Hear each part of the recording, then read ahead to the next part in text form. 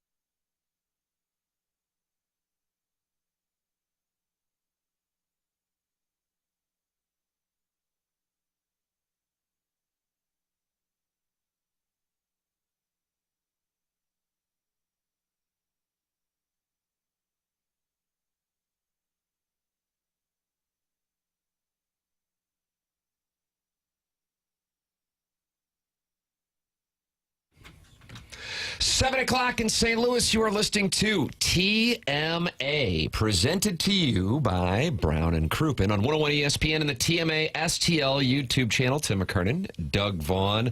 Little Jackie Papers is on the ones and twos. Martin Kilcoyne is vacationing in the Hamptons, and we welcome you to participate in the program anytime you would like by calling in the Callier and Thompson phone lines. Chairman Kurt manning those, 314-974-0101. Texting in the Air Comfort Service text inbox, 314-399 399-9646. Or you can email in or participate in the Michelob Ultra YouTube chat. Doug and Jake and St. Genevieve, MD 2020, Jake Reynolds, John Scores, and Hamburger Helper Glove. I'll be darned. What's that? Is he new? I think I might be new. Okay. I just was browsing, and I see Hamburger Helper Glove. It's good to have them in there. YouTube.com/TMASTL. It's presented to you by Michelob Ultra. As I was driving in through the storms of St. Louis, you know what I was listening to? Would you like to take a guess? No. I guess the program that's on before ours? No. Movie Boy? Yes! Oh, were you really? I was. That's Little Jackie Paper's new podcast. It debuted this week. And, I'm only about 20 minutes into it.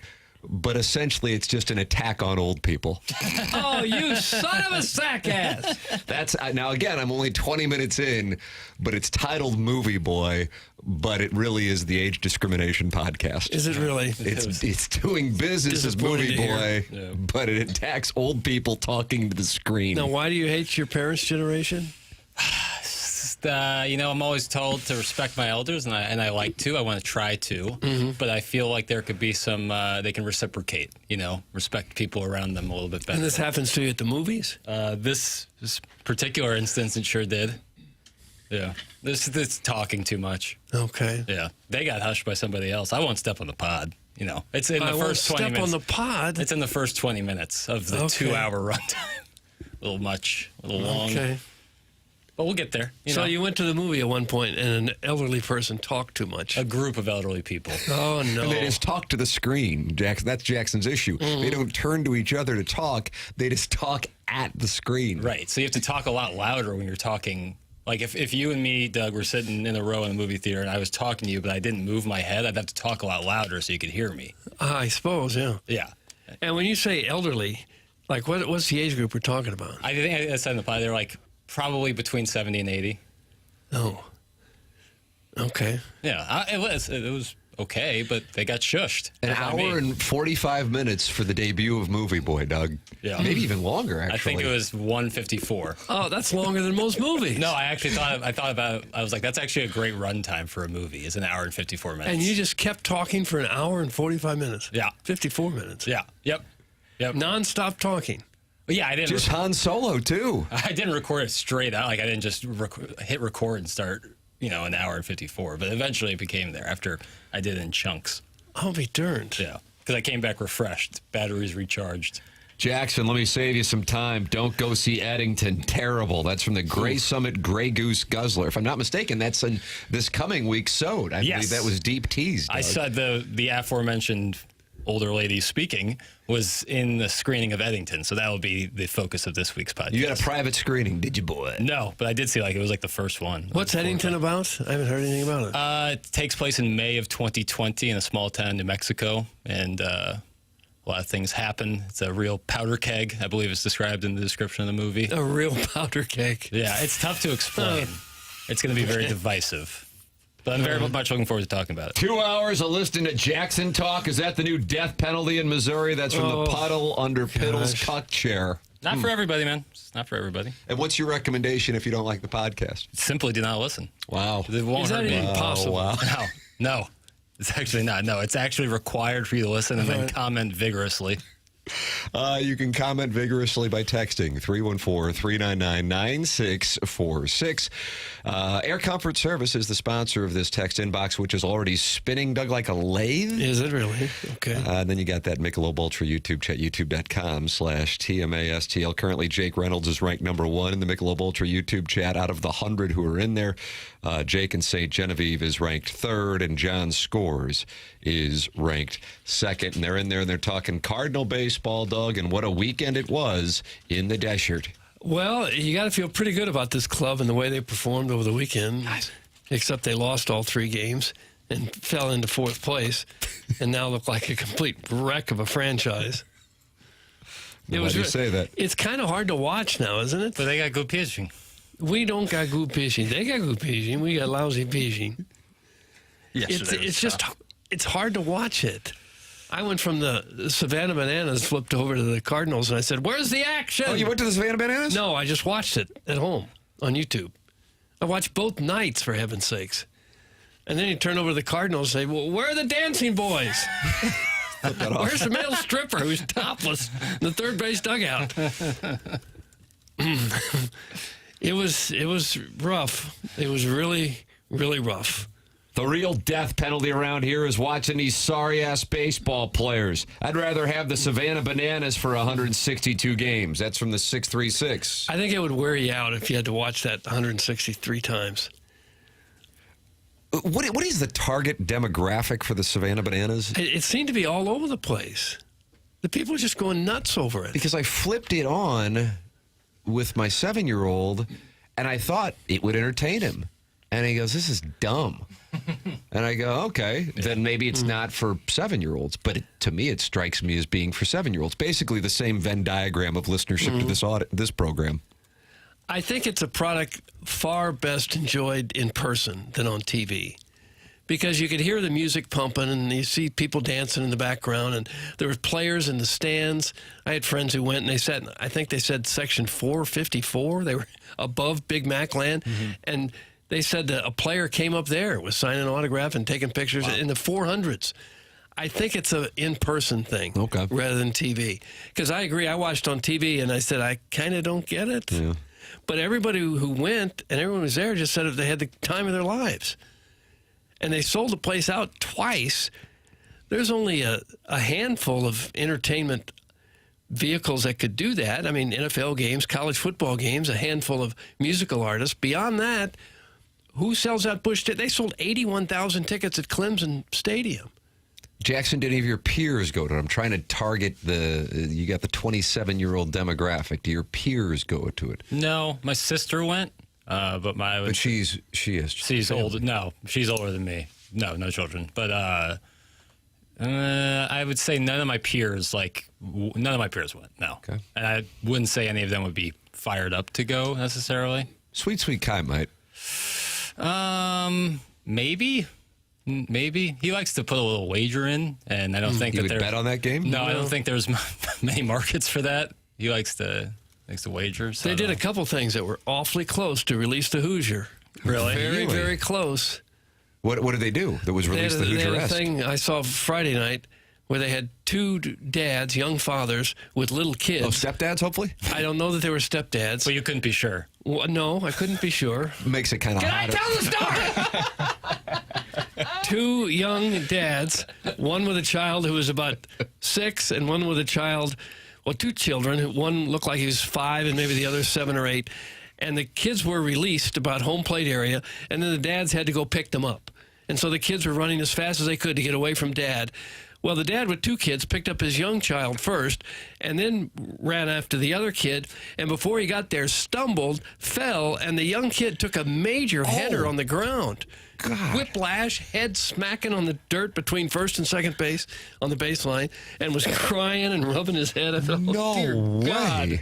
I could be wrong, but that may be a listener to the program that was out there and did that. Really? From seeing some stuff on socials, I may have misread that, but what do you mean? Why would you say they're a TMA listener? Over the course of my time with TMA, I've gotten some friend requests from people that I don't know personally, but are listeners. And I thought it was one of those people that I am friends with, but don't necessarily know. Call in. Callier Thompson phone lines. Tell your tale. I hope the child's all right. It looked like he was okay, but he was still, you know how a 5-year-old will cry just when he falls down. But it looked like his head took a pretty good hit. Probably the last time they do that thing. So Release the Hoosier comes to an end? Well, this wasn't a Hoosier. This was Release the Children. It was a little more dangerous. If it was a Hoosier, it would have been funny if he'd fallen, but not if it's a 5-year-old. But boy, the people, and they showed up like hour before the game and partied all over. I'm sure you saw the pictures and the videos out in front of Ballpark Village. It looked like Game 7 of the World Series. Is that right? I actually didn't see him. Yeah. I tuned in live thinking it would entertain my 7-year-old, and he was out. He was like, okay, I thought this was. He was in the perfect sweet spot. I thought. Mm-hmm. Well, from the looks of the crowd, it looked like they were all ages. It's for women and young girls. That's from Gateway Dreamfields. Is that true? It's a female thing? I don't know. I don't think so. I think a little bit, because I think they do a lot on the TikTok, and there's a little thirst trapping to it. Yeah. So I think it is for some How of are them. they thirst trapping with the Savannah Bananas? I've seen them topless before. Yeah, topless, Yeah, sleeveless with their arms out. Somebody's always topless. I didn't get that. And these fellows, they were gyrating with their hips, I tell you. Yeah. Adam Wainwright got to throw, Doug. Yeah. Friend of the program, Jason Isringhausen, got to throw. Lance Lynn got in there. Friend of the program, Lance Lynn, got to throw. Yeah. They've got it figured out. They really do. I wonder how long this will go, if this is a thing that can be sustained over 10, 12 years, or if it's you go once or twice and you see it and you go, okay, I've done that, and that remains to be seen. But, boy, you can't knock them. They've stumbled on a formula here of great success. Joe Buck said the Savannah Bananas is what baseball needed. He also said it was louder than Game 6 of the 2011 World Series. Was he interviewed somewhere? He was. He made an appearance in the booth. Oh, yeah, okay. Talked for an inning or two. Had his 2 kids with him. Said he was having a great time. God bless. Mm-hmm. Well, his kids are the same age as my kid. I guess I'll have to see if he enjoyed it, or if they enjoyed it. Could be. I don't know. I talked to a couple people who actually went, and they just said they had a great time. God bless America. Okay. Do you think the kid will have a concave skull now like Tim? Well, joking aside, I hope he's all right. That's from Martinsburg. I think he was okay, but he was in a little bit of tears as they took him off. This guy and his stepfather have a hell of a relationship. That's the truth. 314-399-9646. That is how you can text in to this program. Guys, will the Bananas take Mikolas and Fetty when they leave St. Louis? That's from Thrill Fan 22. Doug, do you think they'd be interested? Probably. Mikolas might play along with all that. I don't know about Fetty. And we're going to get the guy on stilts for Mikolas, and Oh, yeah. straight up deal. Yeah, they had trouble pitching to him. The guy Because he can't hit the low pitch. That's not long enough. Guys, the guy who fell is a TMA listener. I also grew up with him. His dad has a huge hog. Oh, no. That's from Ray King. Doug, you remember him with the Cardinals?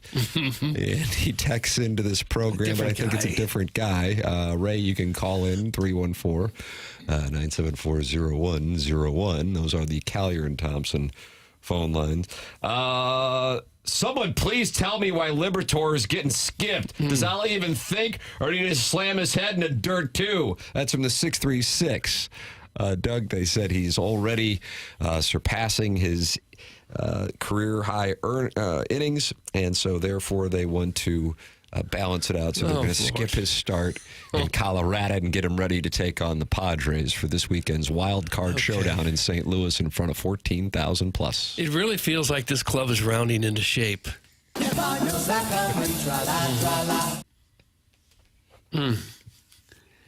It's really pretty bad right now. And you're resting one of your better pitchers? Does that make any sense at all? Or is this are they saying, we're not going to go anywhere this year. We may as well not risk anybody getting hurt that's going to be around next year? Is that what this could be? Liberatore is one of the guys you know for sure. Well, you would think is going to be around next year, so let's not risk him. It's got to feel rough for the Cardinals that a gimmicky show can sell out their ballpark twice and bring more energy. Wonder if Mo watched the live stream from Cafe Napoli. That's from Mongo. I don't think he's a Cafe Napoli guy, but maybe he is. I don't know. I don't know. He'd probably have a real hard time going to anywhere in this town and just kind of relaxing. Wouldn't you think? You know the feeling. I don't know the feeling. I would feel bad for him because I'm sure wherever he goes, he's got people probably picking at him and complaining about something or other. For sure. But I'm sure it becomes white noise at a certain point. Hey, guys, apropos of nothing, my girlfriend's husband texted me yesterday to tell me how much the kids like me. That's from Uncle Wally's Plastic we didn't Ear. need that. I need like Wallace. 2 segments to break that down. Yeah. Okay, apropos of nothing, my girlfriend's husband texted me yesterday to tell me how much the kids like me. So this is a very transparent Is he the seemingly bull? open. Yeah, sounds like it, doesn't it? Yes. Because Well, if he's hanging around the children, then this would strike me as a more open relationship than it would be a bull situation. Yeah. Doug, is that fair? I think it's fair. Yeah, and I'm maybe. beginning to think that's not my Uncle Wallace at all. he did have a plastic ear, though, right? He did. He would come to town every year or so and get a new one. When he was a kid, he jumped on an old ice truck and fell halfway off, and his ear scraped against the ground and cut off his outer ear. Yeah. Oof. And all he had left was a little lobe. And he went through his whole life like that, very self-conscious. Couldn't have been a nicer guy. And now he's sleeping with this guy's No, wife. it's a different guy. But he would come to St. Louis when he was 60-something or so and went to Barnes Hospital, and they fitted him with a plastic ear that stuck right on there. You couldn't even tell which was a real ear and which was a fake one then. Modern medicine, baby. Yeah. But I don't think this is him that's texting in. Doug, he's not the stepdad. He's the dad that stepped up. He's in the 573. Yeah, I love that T-shirt. See that around graduation. Is that passive aggressive at the biological? I think it's straight aggressive. I think it's anything when you put it on, a cotton T-shirt, it becomes pretty aggressive. Do they factor in the child support payments with the T-shirt or not? I don't know if that's It offsets it all. it offsets the costs. Yeah, that's right. Michelob Ultra YouTube chat, Doug, also very active this morning. Jake Reynolds saying the cool thing about the Bananas is the fact that every game is different as far as their antics in game. And I guess that's a little different than the Harlem Globetrotters, where it was pretty much standard. If you saw one, you could see them all. Yes, I would say. So the Bananas are different every game, according to Jake Reynolds in the Michelob Ultra YouTube. I saw the Globetrotters 2 separate times growing up, and it was pretty much the exact same thing. Yeah. And it was against the same team. I guess there's different Washington teams. Generals. Yeah, Oh, yeah, Generals. with Red Klotz as the manager. But then there are different coach. teams with the Bananas. Like they play the party animals. There's a league. Apparently there's a 6-team league. Right. So it's a little different every time, I think. And I thought that they would ham it up a little. Like when Wainwright came in and he got 2 strikes on the hitter, I thought for sure the guy would strike out for the big obey, but he didn't. And I heard Waino on an interview saying he thinks he was really getting pumped up for it and went into training and was throwing the ball better than he had in years, he said, and then threw too much and kind of halfway ripped out his rotator cuff again. Oh, no. So he was barely flipping the ball up there on the mound on Friday night. Yeah, ow. Got to affect the golf game, that's the thing. Yeah. This might be a good time to get him. Yeah. Participate in the program. Ray King, you got to call in to tell us about your buddy and make sure the child's okay. The kid fell at the Savannah Bananas game. 314-974-0101. Collier and Thompson, sponsor of the phone lines. Air Comfort Service, sponsor of our text inbox. 314-399-9646. And, of course, you can always participate with other TMA listeners. Watch the program. Go back and watch the program if you cannot catch it live at youtube.com/TMASTL, where 156 friends have already gathered this morning on a rainy Monday morning in the St. Louis area. If you are feeling sluggish, maybe it's because of the weather, but it could be because of low testosterone. If you're dealing with low energy, low motivation, if you're tired all the time, if you're putting on weight, not putting on muscle like you used to, those are symptoms of low testosterone. If you are feeling like you're running on empty, Mentality Health is here to help.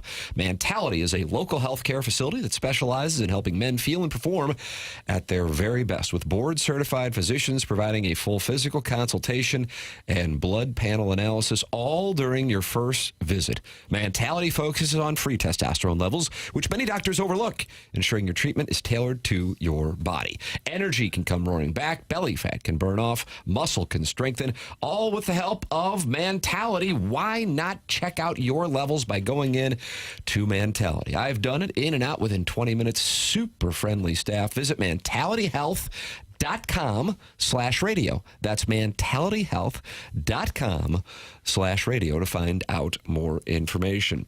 Doug, a couple of Cardinals have said they will not remove their no-trade clauses. We will tell you who on the other side of the break. That's next on TMA, presented to you by Brown & Crouppen, 101 ESPN, and the TMA STL YouTube channel.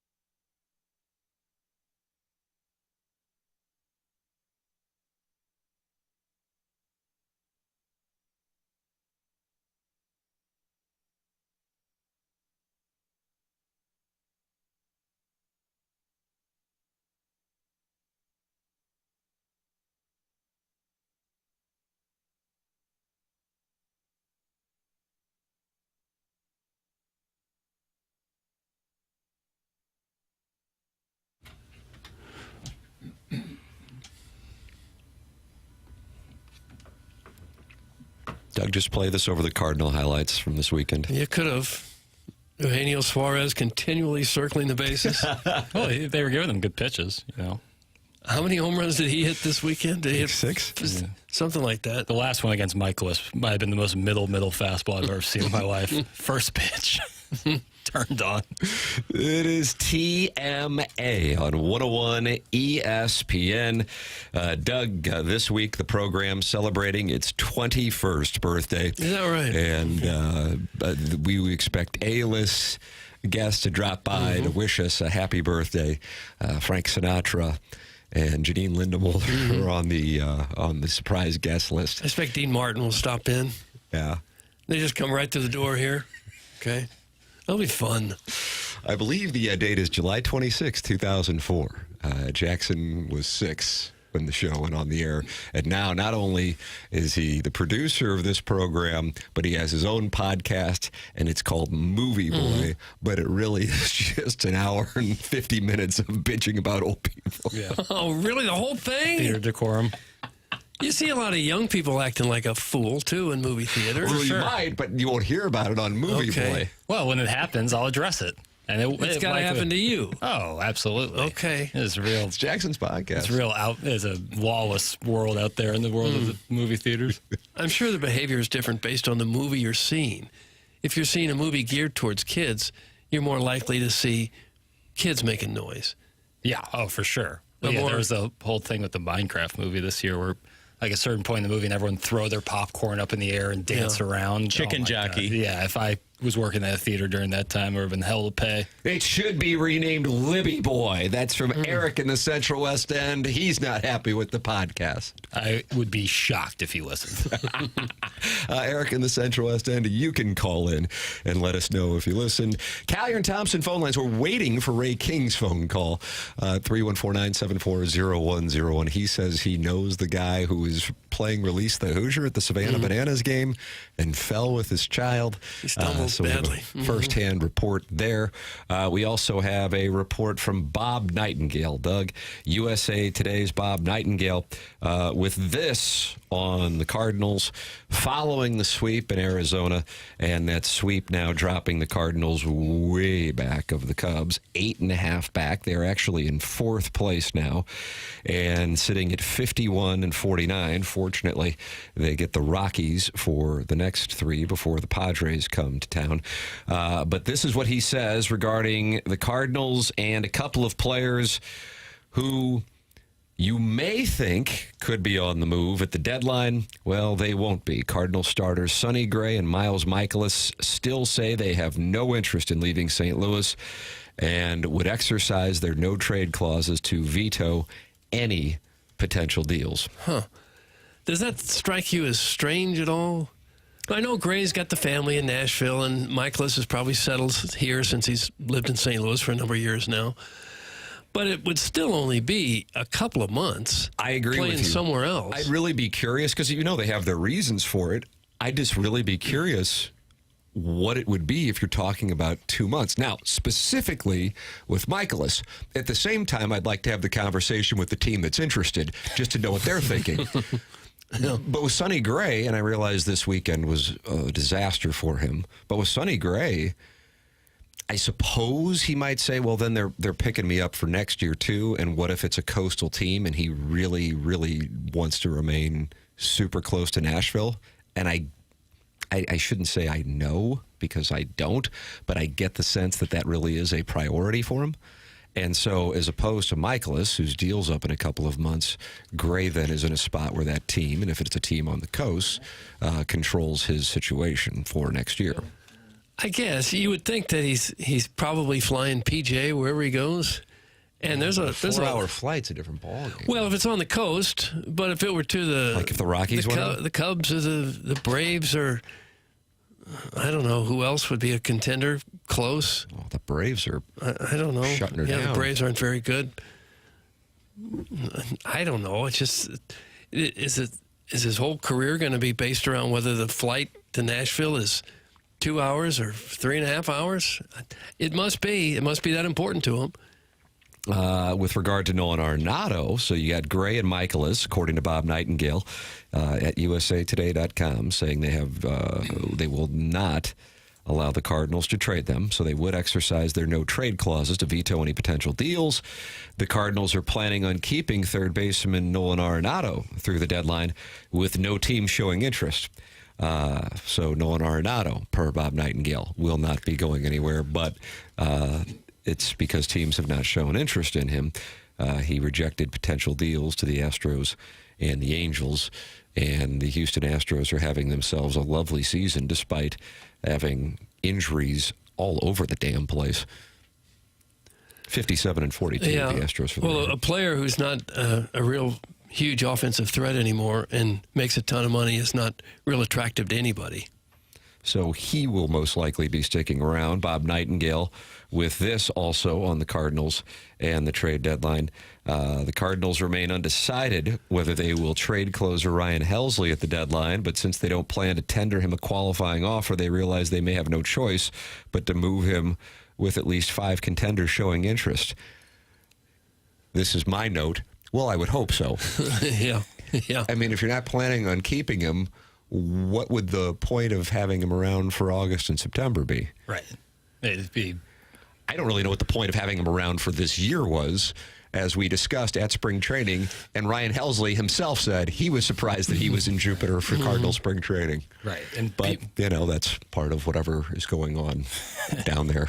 And teams know that, that I think that little quip right there is perfect because it's like teams now know that the Cardinals kind of have to move him. And so if you're probably moving him before the season, you might be able to get more for him because now you kind of look more desperate than the other teams who'd be looking for him. The only reason they might keep him is, and I don't know all the rules about what you get when you lose a free agent, but if he's classified like as a type A free agent, you might get a compensatory draft pick that would be rather high. And the Cardinals might think that would be more valuable than getting somebody's class A starting pitcher in the minor league somewhere. Guys, he's lost a ton of value. Worst case scenario for the Cardinals across the board. That's from the 618.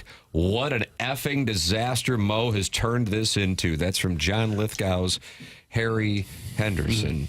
Mikolas and I can both say that we refuse to be traded from the disaster of the Cardinals, and it has the exact same impact on other franchises. Doug, that's from Shooter McGavin, who doesn't think other franchises are particularly interested in Miles Mikolas. I don't suppose they'd be interested in Contreras either, right?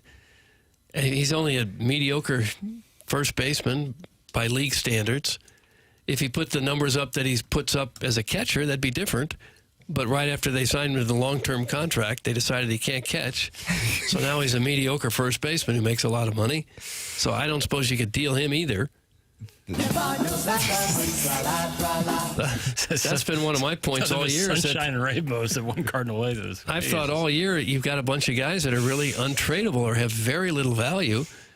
So while you're in the race, I don't know that you have much of a choice but to try to somehow get a wild card spot, but that's looking bleak at the moment. The issue, I think, on the Contreras front, if he would be open to it, would be the contract, because teams are on the hook for, $36 million over the next 2 years, and then it's a team option for 2028, but it carries a $5 million buyout. So at a minimum, you're on the hook for $41 million plus for a guy who is, I know he's beloved by a good number of Cardinal fans, but the reality is, as you mentioned, regarding playing that position or being a DH, is that going to be worth the money for an organization? No. If he were up after this year, they'd be able to move him and move him without question, in my opinion.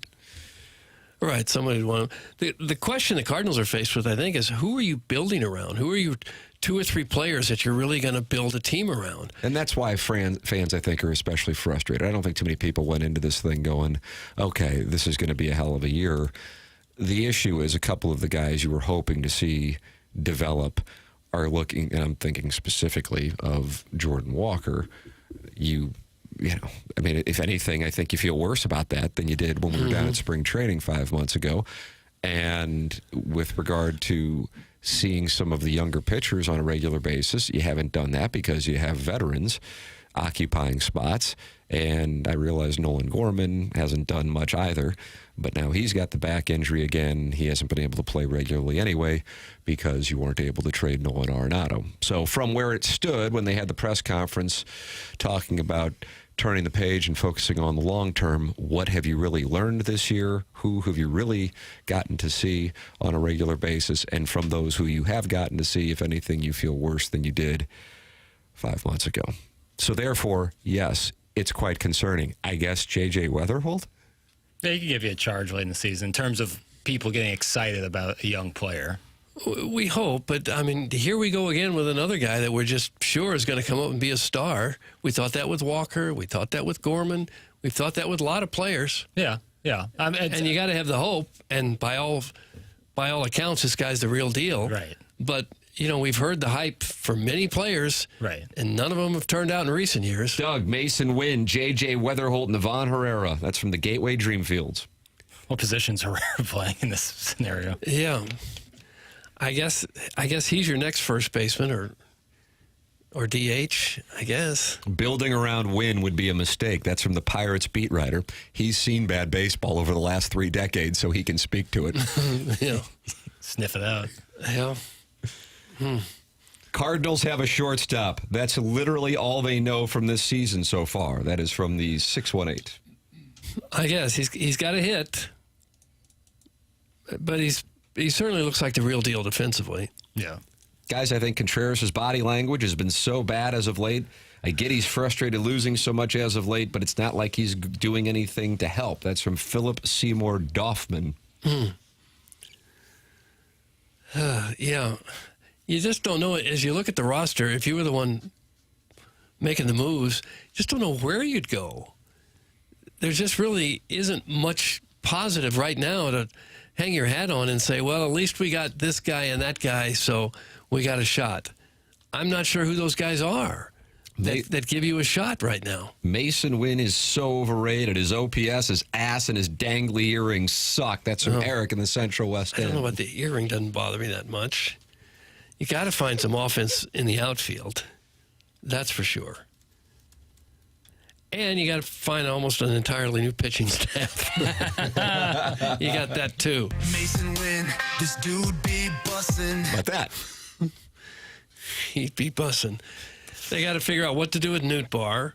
Is this who Newt Barr is? Is this who Burleson is?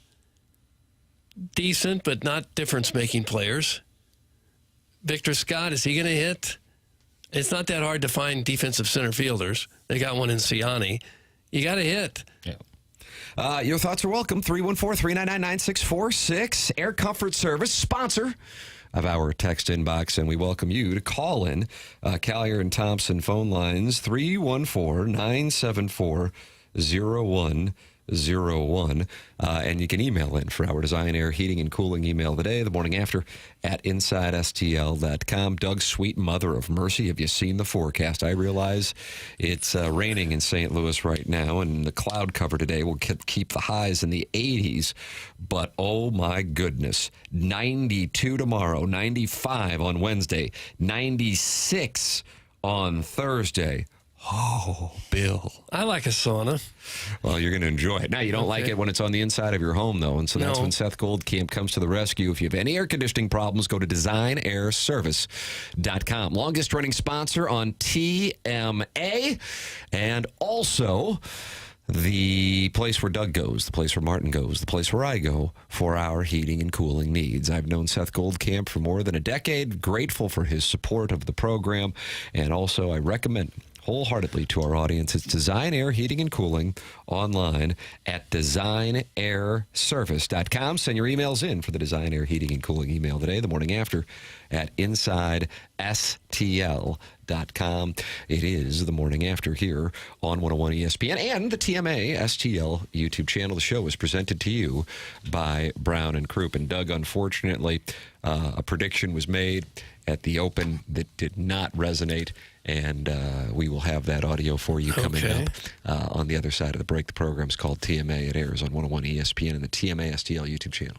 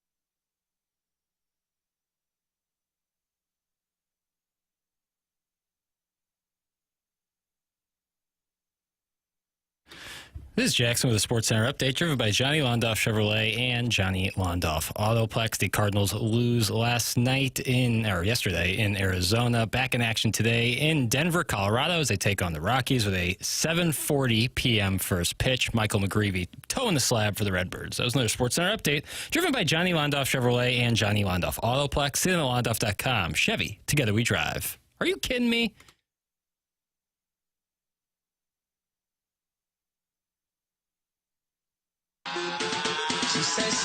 TMA 101 ESPN. The show is presented to you by Brown and Crouppen, 7 o'clock hour. Tim McKernan and Doug Vaughn. Martin Kilcoyne vacationing this week. Little Jackie Papers is on the ones and twos. Chairman Kurt on the Callier and Thompson phone lines. And Doug Barge Guy is on those Callier and Thompson phone lines. Good morning, Barge Guy. Okay. Hello, Bargy. He looks to have disappeared on us. Oh, no. I saw him drop during the commercial break. Oh, nuts. Doug, Mike Francesa was all over it on the prediction for the Open. I hope you followed his advice. Take a listen. I didn't. Okay, hit the lever, please, Pale. Scottie Scheffler, of course, is favorite. I do not think he is going to dominate yet on a links course. He has not been on a links course that many times in his life. He is his best finish has been 8th. But I just don't think he's going to win this major here. I just don't think he is. Couple things jump out at me. Number one, I just think Rahm's going to play really well. I haven't been on Rahm all year. I haven't been on Rahm the last 2 years. I just think Rahm's going to play really well. He's 12-1. And I just got a feeling that you're going to get the best of Rahm this week. The other guy that's been sticking in my head is Fleetwood. He's 25-1 in this tournament. I just think something has stuck in me all week that, you know what, we're going to go revisit that, and Fleetwood's going to have a big weekend. I just have had this in my head. Based on what? That's what I mean, my God, doing the spread zone, I don't know if I've gotten one thing right. But I was like, I wonder what his reasoning is. And it was, I just have a feeling. Yeah. I like have a feeling about something. You don't know what someone's feeling, what their health is, or where their mind is. I enjoy that. Scottie Scheffler running away with the Open. I don't know if I said it on the air. I know I was saying it in the commercial break at the very least to you boys on Friday. When he started like he did on Thursday and was at 3 under with kind of like a C game, and then you saw the scoring conditions on Friday morning before he went out over there, I kept using the term inevitable. He's just inevitable. I don't think I thought he would wind up winning by the amount that he did, though, to make the final round a nothing. I mean, there was never a real challenge as he wins his 3rd leg of the Grand Slam at the age of 29. He now has 2 Masters championships, the PGA from this year at Quail Hollow, and now the Open, Doug. He's just so consistent. He doesn't do anything crazy like Tiger Woods used to do. He doesn't hit any shots you've never seen before in your life. But he's so darn consistent. He's in the middle of the fairway off the tee, and then he hits his approach shot to within 15 feet of the cup, and then he makes the putt. Yeah. And calmly strolls away with another birdie. His ability to go into cruise control with a lead and protect it, and then if someone comes up on him, he knows when to press, he knows when to be safe. That's championship level golf. Like if you can do that week in, week out, and he's proven he can. The fact that other players are in awe of him, that stands out to me. This, of course, is not by any means, and I want to emphasize this is not a shot at Tiger Woods and what he did. But I would think most people would agree that Scottie Scheffler is doing this in an era of better competition than Woods did. When Woods arrived, he was the only guy who was really lifting weights. He was the only guy who was able to hit it as far as he hit it. He was otherworldly from the moment he arrived. Scottie Scheffler was actually kind of struggling. This is all within the last couple of years that this has happened. The stat that perhaps stands out most, Justin Ray, who is a University of Missouri guy and now part of The Athletic, had him on my podcast earlier this year in advance of the Masters, said just 2 seasons ago, Scheffler ranked outside the top 50 in strokes gained putting on the PGA Tour in an attempt to straighten out the only weak link in his on-course repertoire. Scheffler started working with renowned putting instructor Phil Kenyon shortly before the Ryder Cup began in Rome. The 2 years since have seen Scheffler's putting numbers steadily ladder upward, culminating in arguably the best week of his professional career on the greens. Scheffler's strokes gained putting rank climbed to 77th last season and into the top 25 entering this week.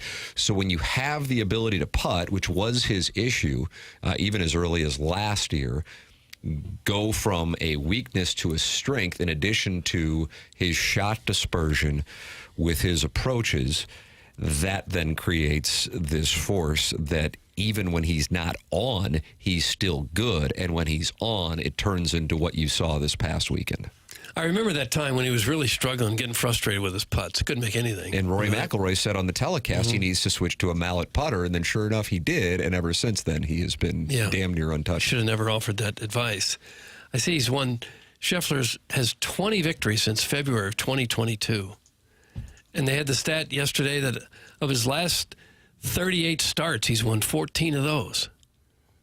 That's really pretty amazing. It's unbelievable. He's the 4th player all time to win the Open, Masters, and PGA before age 30. And if he were to win next year's U.S. Open, he would do so on the Sunday of Father's Day that would be his 30th birthday. The U.S. Open would complete the career Grand Slam. And would still have maybe 15 years of his prime still to go. I think you'd be in your prime as a golfer in your early 40s, I think. Here is Scottie Scheffler following yesterday's win. Well, I don't really know exactly what to say, but thank you so much to the fans this week for all the support. I know I wasn't the fan favorite today, but I did hear a lot of USA and Dallas, Texas chants, and so I appreciate you guys coming out to support.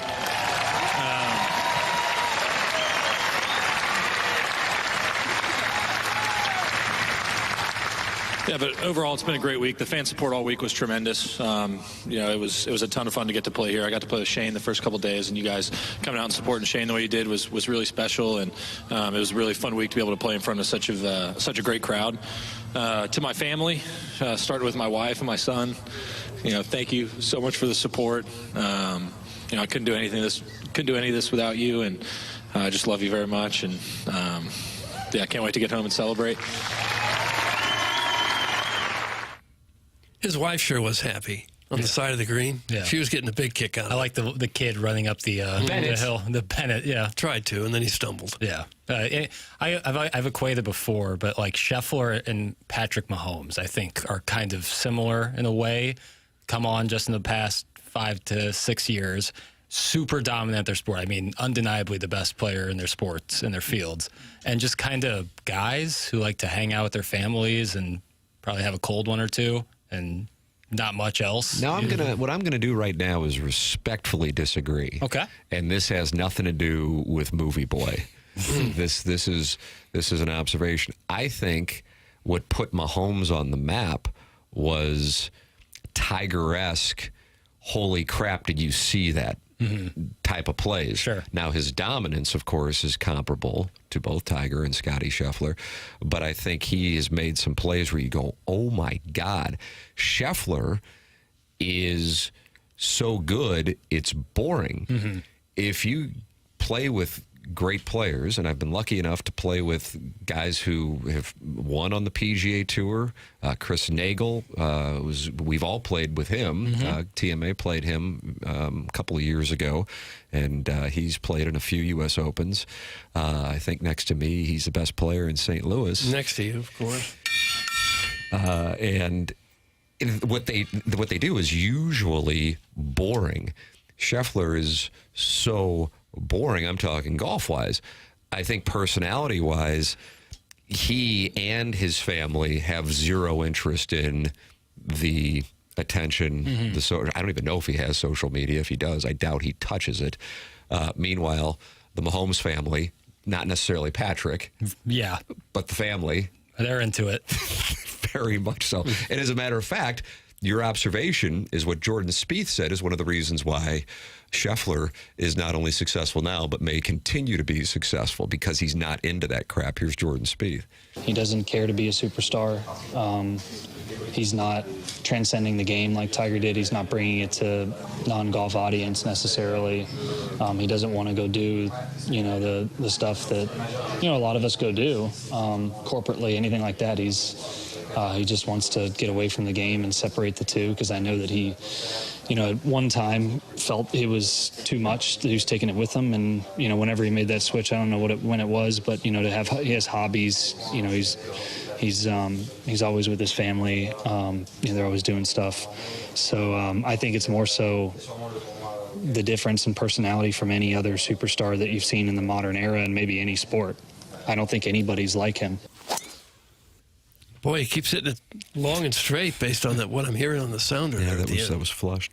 How about this? Scottie Scheffler equals Tim Duncan. That's from the 314. Now we're getting somewhere. You like that? Yeah. In terms of play style and kind of personality off the scene there. Yeah, that's pretty good. Pretty good. Okay. And if Mike Trout was another one who just kind of kept to himself, didn't have a real high profile off the playing field. Yeah. Yep. Those are both really good comps, I would say. Tim Duncan one's pretty perfect. You like that? Yeah. Texas, too. Guys, he sounds like Jackson. That's from the 314. Spieth? I don't know who, Spieth or Scheffler, but that's from the 314. I could see both. Patrick Mahomes is all over TV advertising. Scheffler doesn't do anything. That's from Eric in the Central West End, who does not like Jackson's comparison. Hey, listen, he got to shoot the score. You think he'll start doing commercials? Cheap, easy money? Does he do any commercials? I'm trying to think of any. I mean, they had the Nike ad, but that wasn't him doing it. Right, something like he's like acting or participating in like an off-season thing. No, I have yet to see something like that with him. It's got to be hard to turn that down when somebody comes with you with $1 million and say it'll just take you 2 hours. Yeah, it's like the Mike Trout test. Like if Scottie Scheffler in a golf hat and just like normal clothes, though, walk down the street, how many people would recognize him? Same thing we always say about Mike Trout, He told the story at the presser yesterday following the win that his life has changed, and he goes to two, I think he said, Chipotle's in the Dallas area. One's right by SMU, and if he goes there, that's close to where he lives. He said everybody recognizes, but he can't go there anymore. He goes, there's another one, though, that I go to. I'm not going to say where, and no one recognizes me. Yeah. I think there's a good chance he could go, especially if he's not in Dallas, if he's in an area where he's not local to. I could totally see him going like a whole weekend with maybe one or two people recognizing him. Oh, sure. Warson Woods Wacko says he saw Scheffler filming a Blue Chew commercial at a Battlehawks game. Oh. That's surprising. There's a lot there. A lot to unpack. So, Blue Chew chose the Dome. I mean, it is certainly one of the most beautiful facilities. They had Iggy for a while as their spokesman. Think how it'd be wild if he had turned down every sponsorship possible, but when Blue Chew came knocking, said we've got a battle. Couldn't say no. He just could not say no. It's like, this is what I'll bend for. Guys, TaylorMade sent out a congratulations, and they photoshopped Scottie's hair to hide some of the receding hairline. That's from MD 2020. That's really the only weakness in this game. Has anybody else seen that? I haven't heard that, no. How would they know? How would they photo? You'd have to look at like pictures of Scottie's hair. Just draw like somebody put a little marker in on the power alleys. Like Microsoft Paint. I imagine he doesn't care a whole lot about that. No, he doesn't strike me as somebody who's really too... guys, he has a Rolex commercial. That's from the Crystal City Clamhammer. Okay. The cops didn't even know who he was when they arrested him. Oh, that's from Starfish true. Yeah, they wanted to lock him up. That's true. That's tough. Scottie is a modern-day Stan Musial. That's from The Hunchback of Vaughan Castle. What do you think about that, Doug? Well, yeah, that's not bad. That's not bad. Yeah, humble, superstar. Doesn't look for the spotlight. He's like most NHL players. He's very down to earth. That's from the 636. Certainly very down to earth. There's no doubt about that. Well, I need to get this Phil Kenyon to give me some putting lessons, too, if he was the difference in Scheffler being a really good player and one of the all-time greats. What do you think? He's What do you like suppose $50 an hour? What do you suppose he told him? What's the secret to great putting? Don't forget your golf shoes. Well, I've been pretty good about that because I keep them in my bag. I ran into him at the grocery store in Dallas 4 years ago, and then I did a double take, and he looked at me and just nodded his head and said, yeah, and then he just laughed. That's from Clevie Wade. That actually does sound like a real interaction that would have happened. I believe that from Clevie Wade. Yeah, I'll buy that. Well, I don't know. I was in a spot, Doug, I sprinkled some wagers, a small taste, a little $25 bet on Matthew Fitzpatrick at plus, it must have been plus 4,000 because I would have won 1,000 if he won. And I was telling my buddies when I was playing with some friends on Saturday morning, I said, I mean, it'd be a nice little hit, but I got to tell you, I kind of want to see Scheffler win just because I love witnessing greatness. I realize it does not and has not captivated the sports world like Tiger Woods. I don't think it's even remotely close, actually. And I think there are a variety of factors that contribute to that. But what he is doing, and he's doing it on the same schedule as Tiger Woods, makes me pull for him. And, it's something that it would really surprise me if he didn't get a U.S. Open within the next 5 years to complete the career Grand Slam. It's just so dominant. It's so consistent. And one of the most important stats, and I would say this is for amateur players, but of course professionals, is the bounce back stat. How you react to a bogey. He is one of the top players out there with not only bouncing back, but bouncing back with birdies on the PGA Tour. So he had that debacle of a hole yesterday where he didn't get out of the bunker on number 8, and then the next thing you know, he birdies 9, and it's just like it's on cruise control. In other words, yes, he has the physical gifts, which he has worked his ass off all of his life to get, but he also has the mentality to compartmentalize a mistake and get right back on track. And the game continues to be at the pace that he allows it to be, as opposed to speeding up and getting away from him. That, I think, is what separates him from everybody else. But when it gets down to it from a golf standpoint, the putting has just been ridiculous here, which used to be a weakness, and his shot dispersion approaching greens is unlike anything else.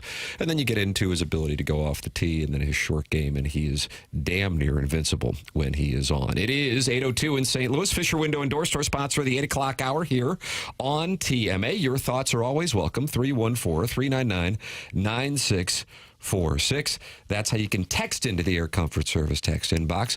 You can comment on the program at youtube.com/TMASTL. Michelob Ultra, sponsor of our YouTube chat. And you also are welcome to participate by calling in the Callier and Thompson phone lines, 314-974-0101. The program is called TMA, and it's presented to you by Brown and Crouppen.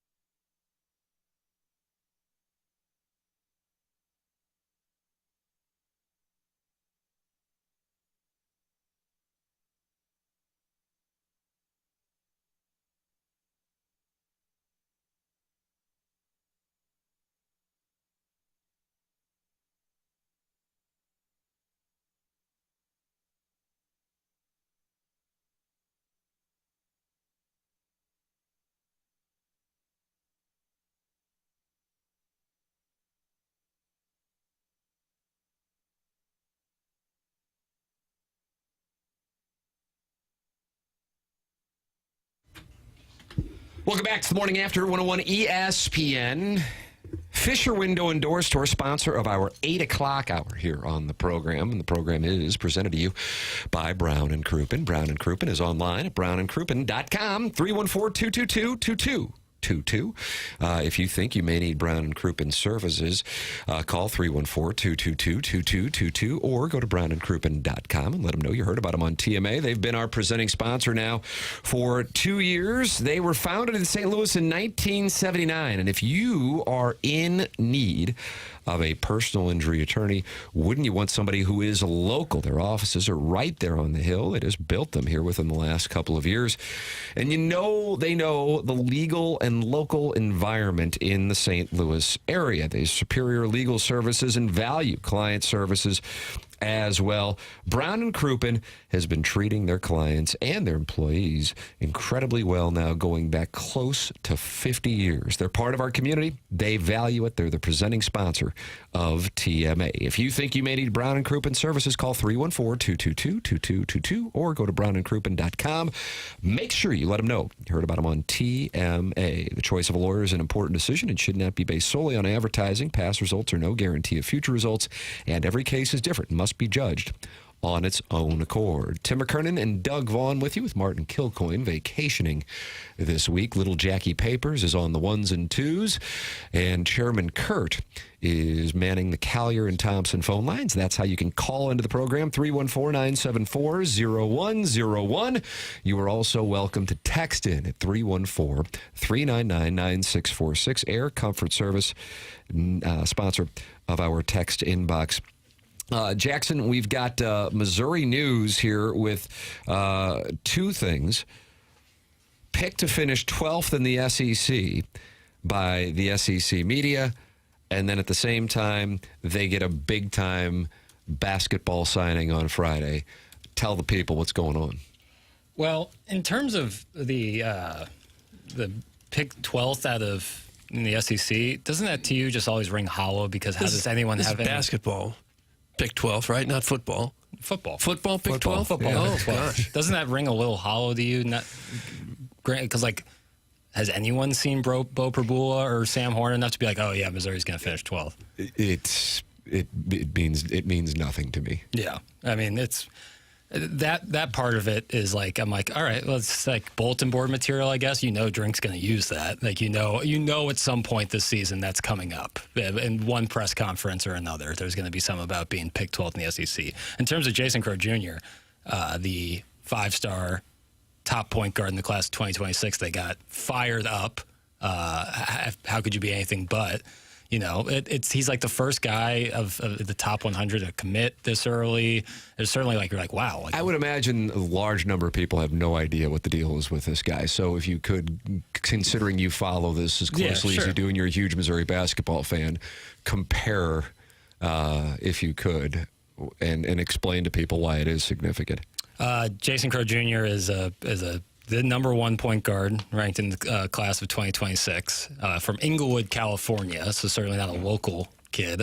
And he is an outstanding scorer. I mean, he just puts up shots. He's a volume shooter. He gets shots up, knocks them down. He's really, really talented. 6'3", so he's not I wouldn't say a more modernized version of the lengthy wing or the point forward that has become popular over the past couple of years, but he's a bucket. That says you like that term? He's a bucket. I don't care for Jason it. Crow Jr. is a bucket, and it's I guess the surprising element of it is A, picking Mizzou, being from Inglewood. Sorry to do it in that one form, Doug, and B, committing so early. I think it has some people a little gun shy to be like, oh, I can't wait for this kid, because that's a lot of time to also decommit and field other offers. But he committed to Mizzou. He committed to Dennis Gates. He speaks highly of the program. He's the highest prospect or highest recruit since Michael Porter Jr. So a lot to be excited for on that front. I mean, I'm fired up. But again, it's a slight trepidation just because of the landscape of college athletics being this kid could decommit or go somewhere else or use it as leverage. Who knows? But as of right now, he's going to be wearing the black and gold. And if he can score like he does in high school and how he does in AAU ball, yeah, there's a ton to be excited about. Because he's a bucket. Yeah, he's a walking bucket. I'm reading from the Columbia Daily Tribune that his father, Jason Crow Sr., is his coach and had a long-term relationship with Dennis Gates dating back to when Gates Was it a player at California? Yeah, Gates has California ties. That's the connection. Yeah.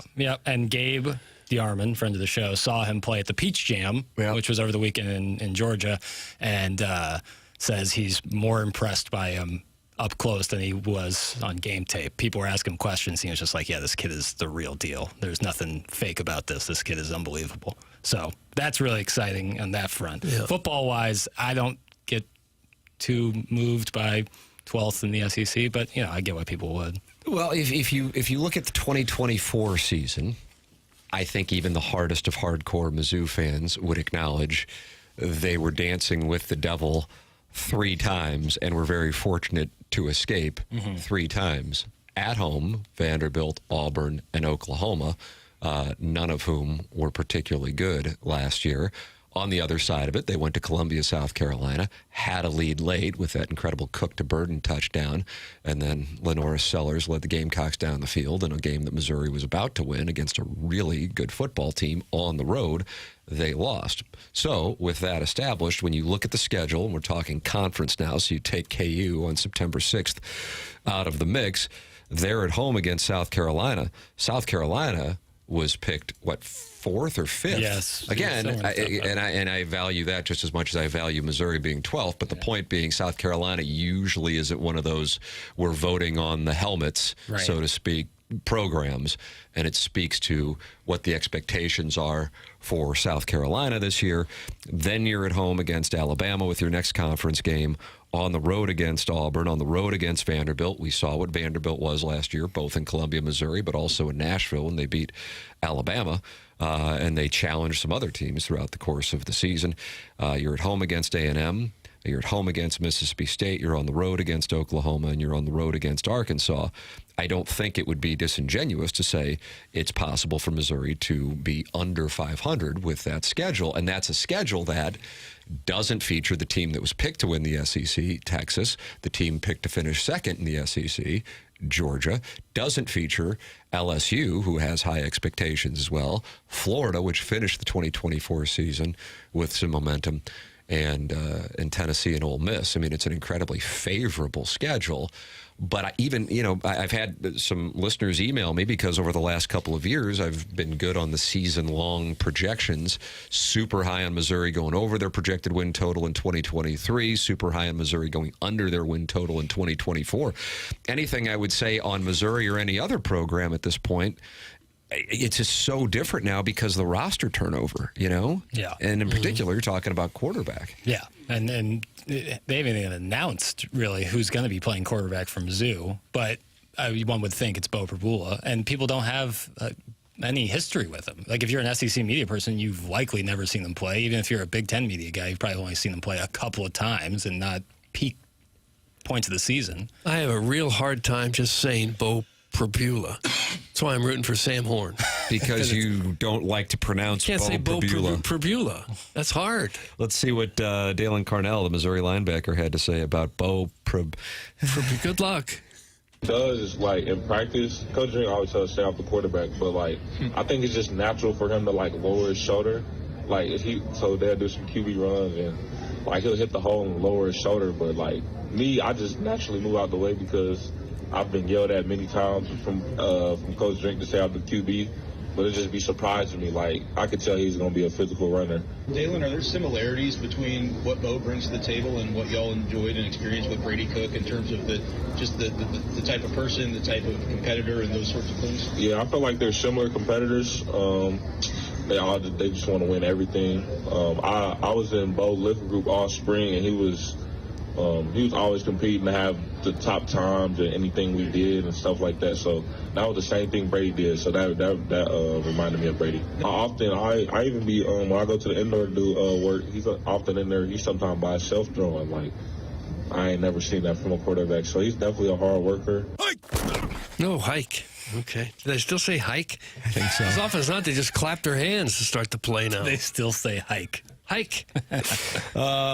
South Carolina, for the record, picked 5th. LSU's picked 4th. I apologize. So Missouri only plays 2 of the top 7 teams that are projected by the SEC media, which, again, I think is people living in abject poverty doing podcasts with no revenue, and I say that respectfully. And then Missouri plays 10, 11. Missouri is number 12, 13, 14, and 16. The only team from the bottom 8 schools that they don't play, Missouri being one of them, is Kentucky. So the schedule couldn't be more favorable, at least if the projections are accurate, as is the case. This is one thing that you can count on. I guess I would say 2 things. One of the teams that's expected to have a hell of a year will fall on its face, and that coach will likely be fired. And then one of the teams that is in that bottom half will supersede expectations and be in the mix. That is just something that you can count on in a major way. And I think even more so now because there is more parity with NIL and the transfer portal. Chris Kerber is going to join us on the other side of the break every Monday in the 8 o'clock hour. He is a guest on 101 ESPN. We'll talk it over with Kerbs coming up next. This is TMA 101 ESPN.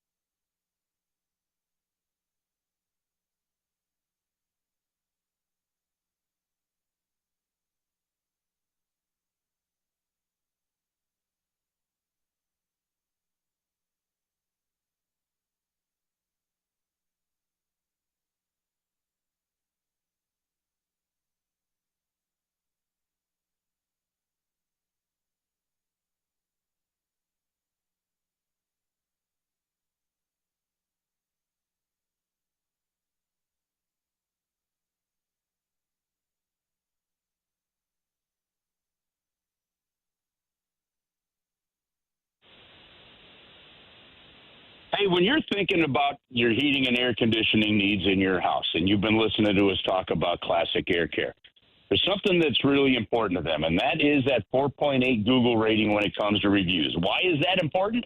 It's pretty simple. That means that's what the customers are saying about the quality of the service they get. And I'm going to give you a review. I'm going to give you mine. They came out to the house to maintain the unit. They poked a hole in one spot. They measured the temperature. They go to where the air is blowing out of a vent in another portion of the house. They make sure that the temperature variance is there is perfect. They also make sure that the amount of airflow is there. They educate you on just how important it is to change your air filter. They came in. They make sure that there's no dust or anything left behind. They cover up the shoes so there's no marks on the carpet. They care about the quality because the people that are taking care of your house for Classic Air Care are your neighbors. They live in the area, they work in the area, they're local, and they're there for you.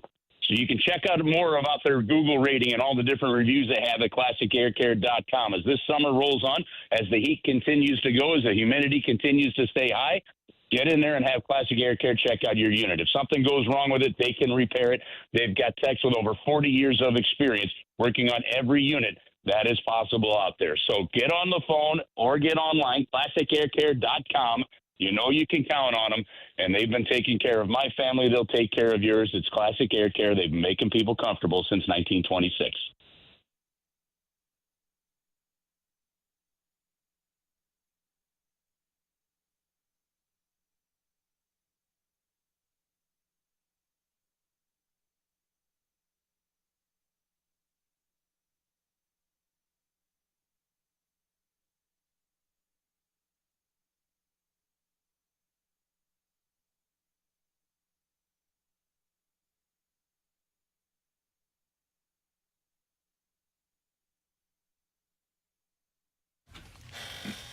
Welcome back to TMA 101 ESPN.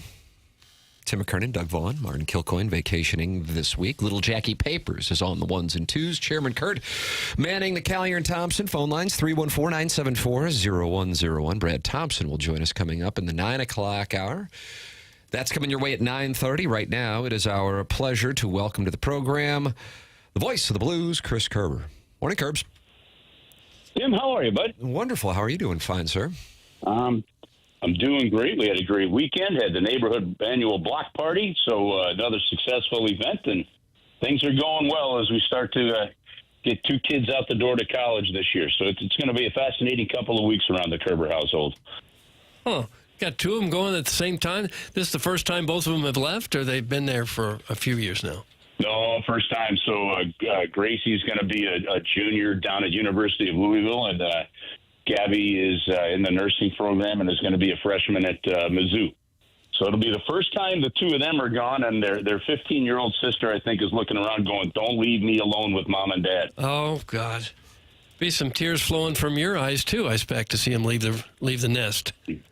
Yeah, this one, you know what? This one, to me, just feels different. When Gracie went off to college, it was one of those you're ready for. You're excited for him, and I'm ready for it. But now with both of them gone, we're looking around going, man, this place is already quieter already with just their work schedules and social lives and stuff. But it'll be good. But, you know, Gabby was one of those that was like, man, I'm going as far away from home as I can. And then as the college process went along, he ended up settling in on Mizzou. So I'm glad she's just, an hour and 45 minutes down the road. Sure, she can come home for laundry and get some cash from you. Just a 2-hour drive. I'll be perfectly fine with that. You said it's quiet at home. Probably these are the quiet days in the Blues front office, too. What are Doug Armstrong and Alexander Steen doing right about now? Hopefully taking a little bit of a break. You know, Doug has said that for him, it's really been one of the quietest and weirdest summers that he's ever experienced as a general manager. And, the reason for that is because all of his contracts were done by July 2nd. When they ended up landing Pius Suter, who was Pius Suter was one of those guys a little bit below the radar, but probably one of the top three, free agent centermen on the market. Once he got that done, and then the Joel Hofer extension, there's nobody with the Blues that's going to arbitration. I think it's Nikita Alexandrov is the only unsigned player. He's an American League player. He's an RFA. So, that's really no stress on that one. And so it's kind of done for them. Now, I got to think at some point, knowing their MO, that if they haven't already, had some kind of initial discussions with Holloway's agent and Broberg's agent, because those contracts are up at the end of this year, those will get going. You go back and you look at Braden Shen and Colton Parayko, Jordan Bennington, Thomas and Kyrou. All those extensions were signed pretty much going into the last year of their contract. So we'll see if that pattern holds true here still. Other guys. Chris Kerber, our guest, every Monday at about 8:15 here on TMA 101 ESPN. Schedule came out last week. Anything stand out to you when you saw the schedule come out? A little more balance around the Christmas holiday. So you kind of like that, for yourself and for the players. And the reason I say that, like last year, you just felt like you were on the road all the time. And as you start to have these players move into that, especially, guys like Robert Thomas and others that are maybe moving into, into the family life aspect of their lives, the stresses are different. And so being around for that with a little more balance, I think, is actually really good mentally on the group. I love the fact of starting out of the gate with a divisional opponent. I mean, that gives you a real sense of focus going right into camp and coming out. And I think the other thing that just immediately jumps off is, Tim, is 7 home games are there in the month of October, right? And so you taking advantage of that momentum that Jim Montgomery built last season on home ice, I think is going to be huge. Now, one of the traps that we've seen the Blues over the last 4 or 5 years get into is if they've had a decent or good start, they've given it back in November. So while they're heavy at home in the month of October, they're heavy on the road in the month of November. So one of the early storylines will be, can you get off to a good start? Can you make sure that by Thanksgiving you're not chasing the pack? And can you, if you do get off to a good start, can you at least maintain it as you start to head towards that Thanksgiving holiday? And that's kind of what I'm looking at there. You think the Cardinals may have asked the league to give them the Blues asked the NHL to give them a lot of October home games, knowing the Cardinals wouldn't be in the playoffs this year? No competition there. No, I don't think that really has much to do with it. No, it's just being sarcastic. No, I think when they do these schedules, and I would love to see, especially since they're not expanding right now, and they don't have a franchise that's moving, at least that we know of, right? I'd love to see them come out with a schedule so much earlier. Now, the challenges that they have with that is maybe not so much in St. Louis because you're really only competing with concerts or other events in the building. But if you're in a building, like the jobbing.com, crypto.com arena, the old Staples Center, right? And you're having to deal with WNBA schedules, NBA schedules, NHL schedules, things like that, on top of concert schedules. Some of these scheduling things are a challenge. I do think you probably, in an ideal situation, you probably would like to see a little more balance maybe in that first month. But, the fact that, the Cardinals are struggling, fans will be, craving, I think, the start of this hockey season. There's going to be a ton of excitement for it. So that will be good. It is now, Doug, I will say that when the Cardinals are rolling and it goes, it is one of those things where, frankly, the Blues have sold out during some of those times too. But I think it's just an exciting all-around time for the sports fans in St. Louis if you can get the start of a Blues season with playoff baseball. I don't think we asked you the last couple of weeks you were on about Justin Carbonneau, the number 1 draft pick. How did he look in that rookie or development camp, whatever they call it, that they were here a month or so ago? The development camp was also an interesting thing this year because, unlike past seasons where you might have had a lot more numbers, you've had players like Dalibor Dvorsky kind of graduate out of that. I don't think because there was a need to see a Lindstein come over because he's going to eventually be playing in the American Hockey League, things like that. So as far as Carbonneau, they really liked what he looked. Now that they kind of saw him in person a little bit, they loved the level of confidence that he had. He clearly has a shot. He had to make a decision whether or not to go the college route or go back to junior, because there was for those that may not know, there pretty big court ruling just over a year or so ago that said that basically allowed CHL, Canadian Hockey League players. So if you're playing in the Quebec League, the Western League, the Ontario Hockey League, you know, those longtime famous junior hockey leagues that have produced so much talent. If you have played in those leagues, you are also now allowed, though, to play in college hockey. You could transfer over to college hockey, right? So he had an opportunity to go do that. And there's some debate on whether or not you stay in junior, because you know you're not going to be in the NHL just yet.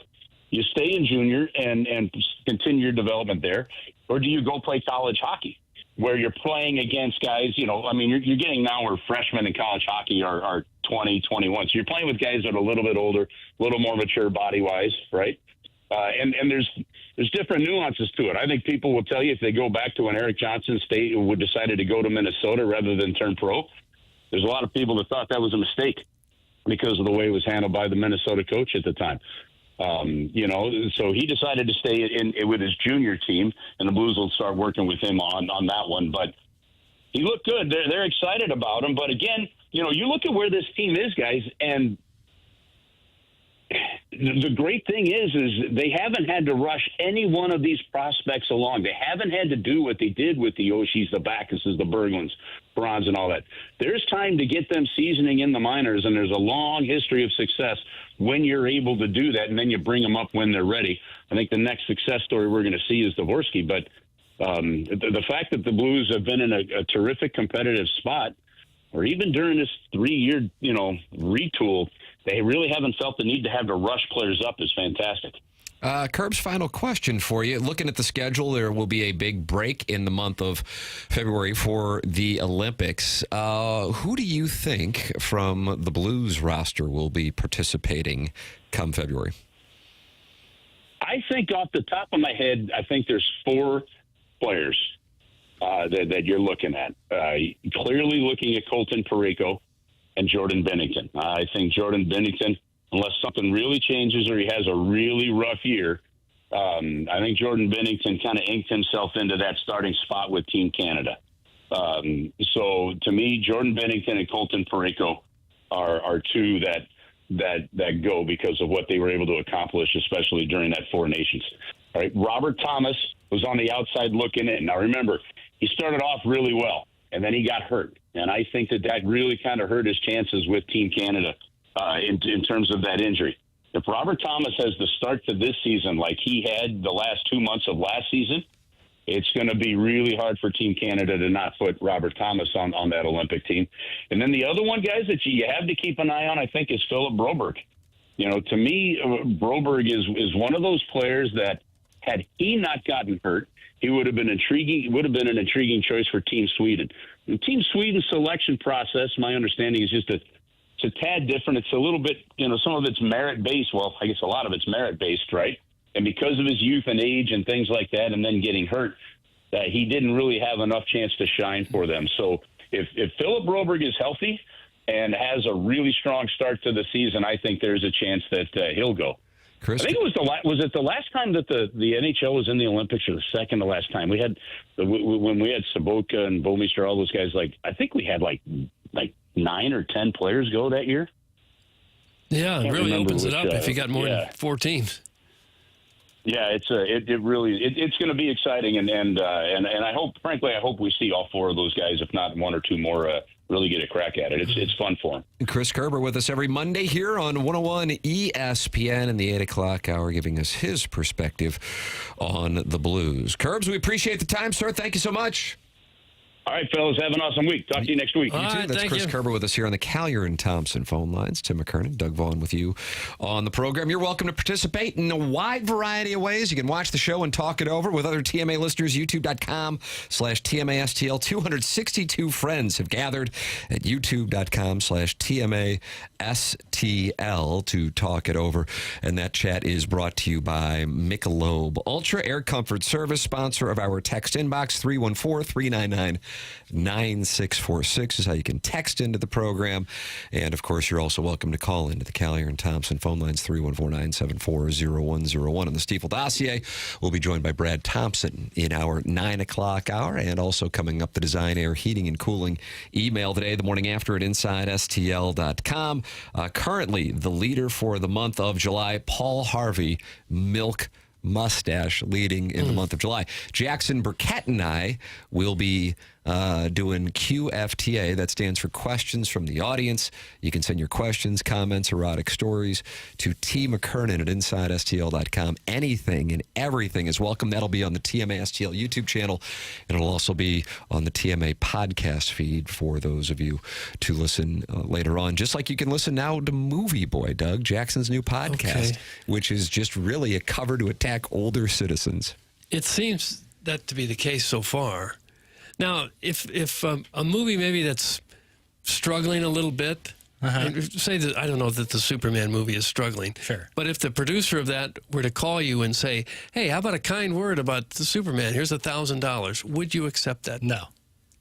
You wouldn't. About $100K. I think there's different ways to go about it than something like that. That seems kind of nasty, kind of greasy. $10,000. But if it's like, hey, can you do some promotion for it, or sponsor? And I think there's ways to go about it where it wouldn't be like feel so quid pro quo. You would take that money and run a commercial for it rather than just simply take the money. I don't know. I'm not like a critic. $20,000.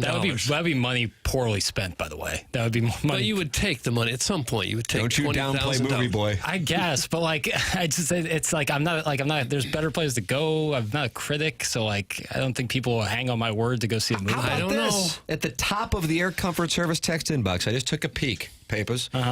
I effing loved the Movie Boy debut episode. That's from Nordique, a hockey elephant. That's very kind. Thank you. Thank you. Thank you for listening. Thank you. That means a lot to me. I really appreciate it. I think there's something, too. It's enjoyable to listen to someone talk about something they're passionate about. It's very obvious that he's very passionate about it. I agree with that. I didn't even know the movies you were talking. Well, I guess I know about F1. Right. But the others, although I'm intrigued by the premise of, what is it, Eddington? Eddington, yeah. Eddington. That's a...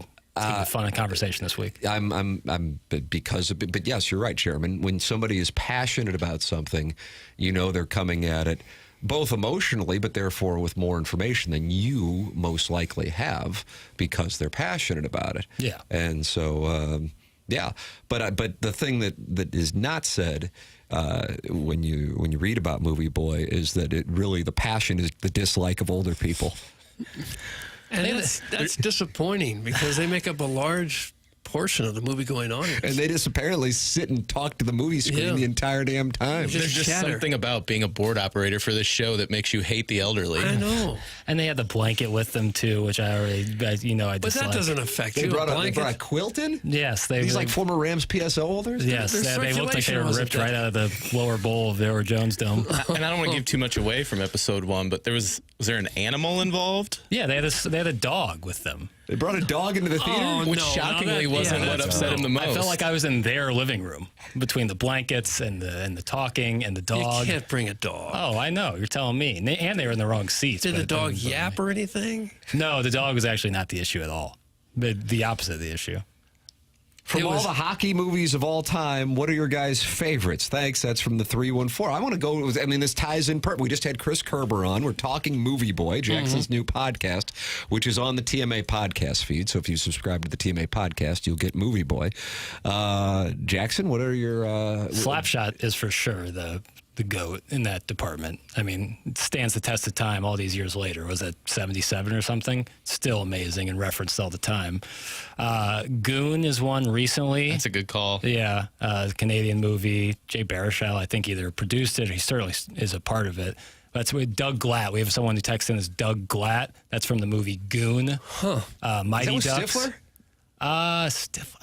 Yes. Stifler plays Doug Glatt, right? Yeah. He's Goon himself. Doug Stifler. Okay. Miracle on Ice has got to be in there. Yeah, and then Miracle. Miracle. And what you can take your pick of a Mighty Ducks film, whichever one's your personal favorite. I guess the first one. Not 3. Yeah, whichever one is you. I know some people are have a lot of reverence for D2. Just Don't Press Push is not happy that Youngblood has not been mentioned. I don't know Youngblood. Oh, no. I'm happy to open my eyes to I love sports movies. No. Do you like Mystery Alaska? I've never seen that one either. How do we have Movie Boy? I don't know. And then not see Lost Youngblood? a lot of credibility in my eyes. Youngblood. Boy, Rob Lowe is looking longingly into this with this movie poster. Did he have a hat on that just said hockey? No, he's got an unbelievable head of hair. I'll tell you that much. 1988, Rob Lowe. Woof, woof. Wow. Okay. Don't you have a problem with that? The whole thing has gone sideways in my view. Just try my best. I like that miracle. That's one that even what it's been. It's 21 years old now, I think. That sounds right. Yeah. Right? Yeah. I love that movie. Yeah, it's really good. I love that movie. I could see an episode of Movie Boy coming up, maybe featuring Jamie Rivers, maybe featuring Joey Vitale about the all-time, the pantheon of hockey movies. Don't say pantheon. Talking it over with them. I'd love to listen to you and Jamie Rivers talk it over. Yeah, that's the point of Movie Boys, bringing in different people left and right, depending on the episode, depending on what's going on. You know, Doug and I haven't been asked. We're a little pissed off. I know, one episode. We'll get there. I could do an episode with you on worst movies ever. And Grown-Ups too. Yeah. Martin sent me on Friday a link to what he thought was a legitimate trailer for Grown-Ups 3. I had to break his heart and tell him it was just AI generated. Oh, yeah, that goes on all the time now. Where like fake trailers get put up. It's fooled people plenty. This AI is going to be a snootful. Yeah. Clip that off. Sam Altman will join us coming up following Brad Thompson.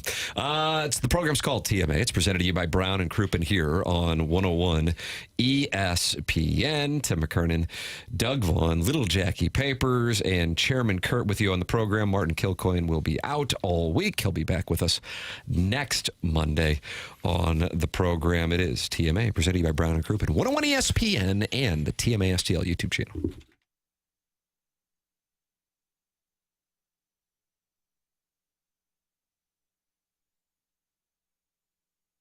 Martin Kilcoyne for our friends at Together Credit Union, TCU.org. We talk a lot about different mortgages that are available to you, different types of loans. We also want to talk about our community contributor loans for the folks who are making a difference in our community, first responders and our teachers. If you're a community contributor, they've carved out a mortgage program just for you. You can stop by any of the 14 branches around town or go online, check out the rates. Getting a mortgage for the first home, second home, whatever process it is, it gets a little bit stressful, but you can count on Together Credit Union to get it all done here in town, in-house, everything, all that paperwork, everything that needs to get done. The process can get complicated. Together Credit Union keeps it simple.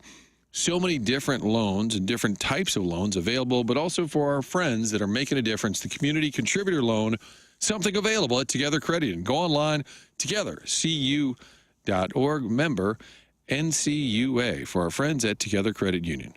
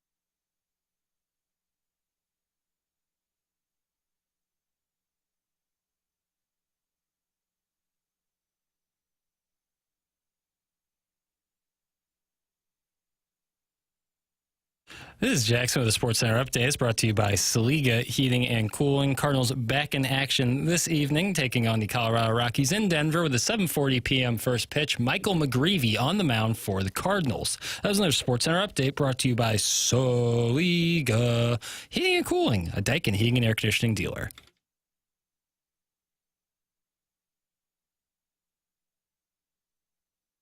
But now that it's September, all they ever talk about, like October, looking like the we charging like the mount. We're ready for you, Niger. He gon' lay you on that ground. Brandon Phillips, where you at? Practically 20 games back. We talking about the playoffs, so you know we brought our bats. Yup, who we got on deck? Them Chicago Cubs. You wanna know the difference between them and us? Well, first off, we red, yeah, you know they blue, but they don't know October quite as well as we do. Yeah, our fans are always crazy, yeah, we hardly ever sober, but then they never party, especially in October. Yes, St. Louis, we the truest birds in our hearts. So many pennants, we should hang them from the arch. I love my birds on my chest, I love my birds on my hat. As long as that bird red, I'ma put it on my bat. I love my birds on my chest, I love my birds on my back. As long as that bird red, I'ma wear it on my hat. Yup, and Cali got them wheels, so you know he gon' steal. The Cards, they got that staff, they gonna steal us the deal. Yes, St. Louis always rowdy, yes. So I had to get fired up for the Rockies series when you didn't hear No. Come on now. Man, every day a holiday. When your I mean, it's just horrendous, isn't it? Is it just me? Yes. It's just me? It is just you. Okay. Just won a Grammy. It's TMA 101 ESPN, Fisher Window and Door Store, 8 o'clock hour. Program presented to you by Brown and Crouppen on the Stiefel dossier. Brad Thompson in the 9 o'clock hour and the Design Air Heating and Cooling email of the day. Coming up in the 10 o'clock hour, the morning after at InsideSTL.com. And then a special treat on the TMA STL YouTube channel as Jackson and I host the Tim McKernan Show podcast, QFTA. That stands for Questions from the Audience, and you can send yours in. I mean, we'll talk about anything. Well, Tim McKernan at InsideSTL.com, and we will read comments, erotic stories, hate mail. It's all welcome at TMCKERNAN at InsideSTL.com. More people, when we talked about the Cardinals and Diamondbacks series, were interested in talking about the Savannah Bananas over the weekend. Adam Wainwright did throw in the Savannah Bananas game when they were here at Busch Stadium for 2 nights. Here is Adam Wainwright talking about pitching in St. Louis. Yeah, it was awesome. When the crowd gets into it like that, you know, when you're out there on that field, it's adrenaline was pumping, and good to see out there between the lines again at Busch Stadium. Favorite place to pitch in the whole world, and sit in front of these great fans. It's the best baseball town in the world. You know, I was blessed to play here for 18 years and call this home. So being back at Busch Stadium, it felt right. Got to get the mic closer to the guy talking.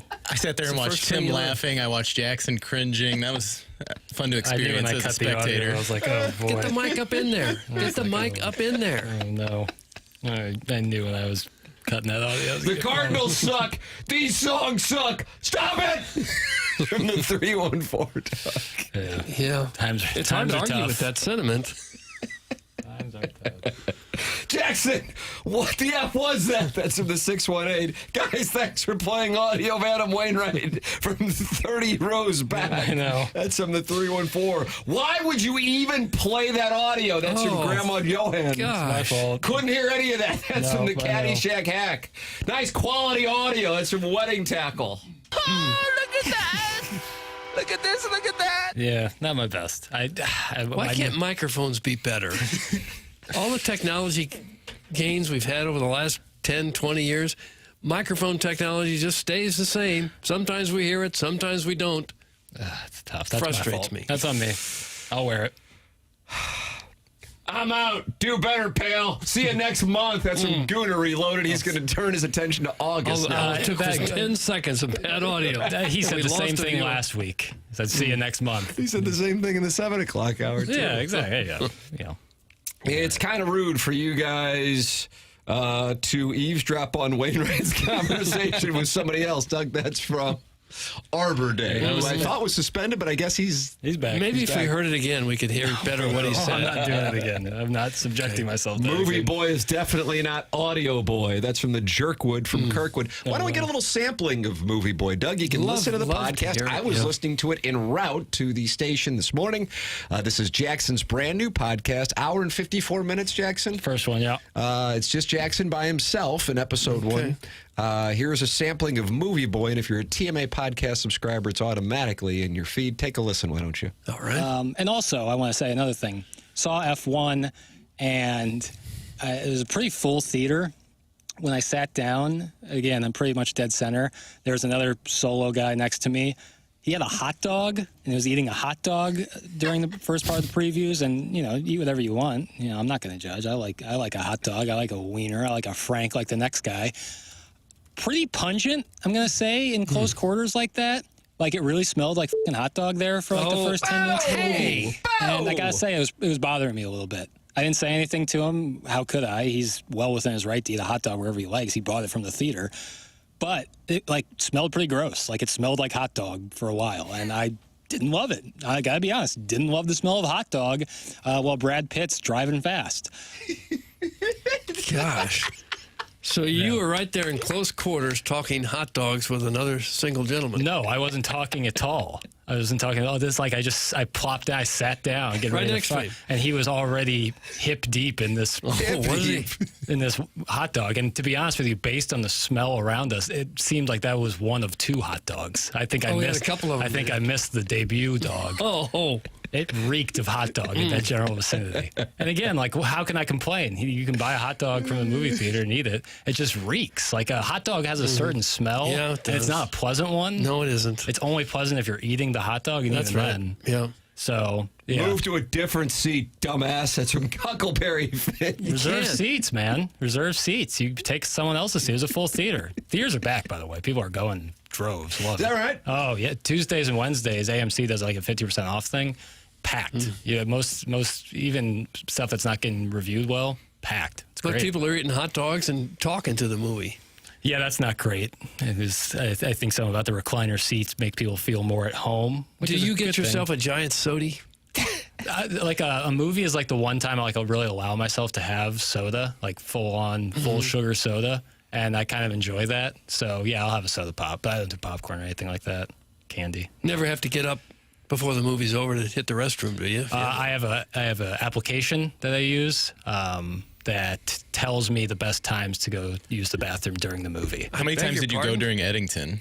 Once, just once. But I was flying blind on that. They didn't put P times yet for that one. The app tells you what part of the movie's going to be boring or when your bladder's going to be full. No, slower. So, like, you start the timer as the movie begins, and like 30 seconds before the P time, it tells you, hey, when this character says this, go use the bathroom. And then it gives you like a 2-sentence synopsis of what you're missing. It might be the greatest application of all time. Never heard of that. It's incredible.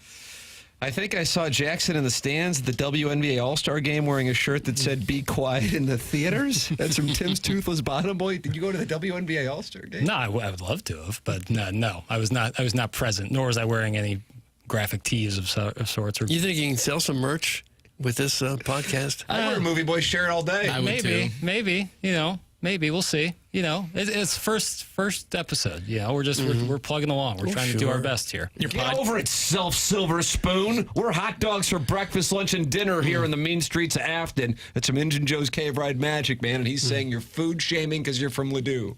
I don't mean to. I had a hot dog yesterday, and I'll tell you what, the acid reflux you get from that, it just sticks with you for a while. Is this live read? I'm just saying, like, you eat a hot dog and you feel it for the next couple hours. Yeah. Like your esophagus certainly does. Mine did. Your podcast art was strong, too. Thank you. Yeah, I designed that and put that up there. Oh, you designed it? Mm-hmm. Wow. Yep. Look at you. Yeah, a little graphic designer over here. How about that? Yeah, it's a simple one, but I like it. I like the font. I enjoy Movie Boy. Thank you, Like man. I said, I'm Appreciate you. 25 minutes in. I'm gonna go the whole distance. How often will there be episodes? Yeah, how often are you going to do it? So we're going to start once a week. Okay. So every Saturday, probably till the end of the month. And then I'm hoping to do two a week. 2 a week, I think, is my goal. Wow. Like a Wednesday, Saturday kind of release schedule would be my hope. It's kind of dependent on the time of year. you know? Like in January and February, there's not a lot in terms of movie news, but then you get into award season, and then it's a ton, and then end of the year, there's a ton of stuff coming out. So it'll be dependent, but the hope is twice a week.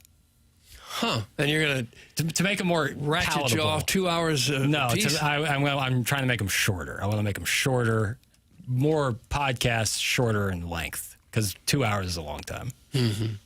2 hours is a long time to hear one person say anything. Yeah, 100%. 100%. This is not the... Do you enjoy Dan Carlin's history podcast? I've never heard it. Oh, he talks.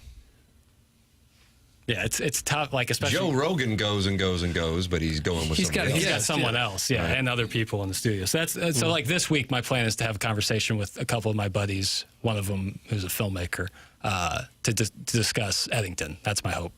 So it won't be just me. Even if you don't know the people who I'm talking to, at least it won't be just me. Go to one of those dine-in theaters one night.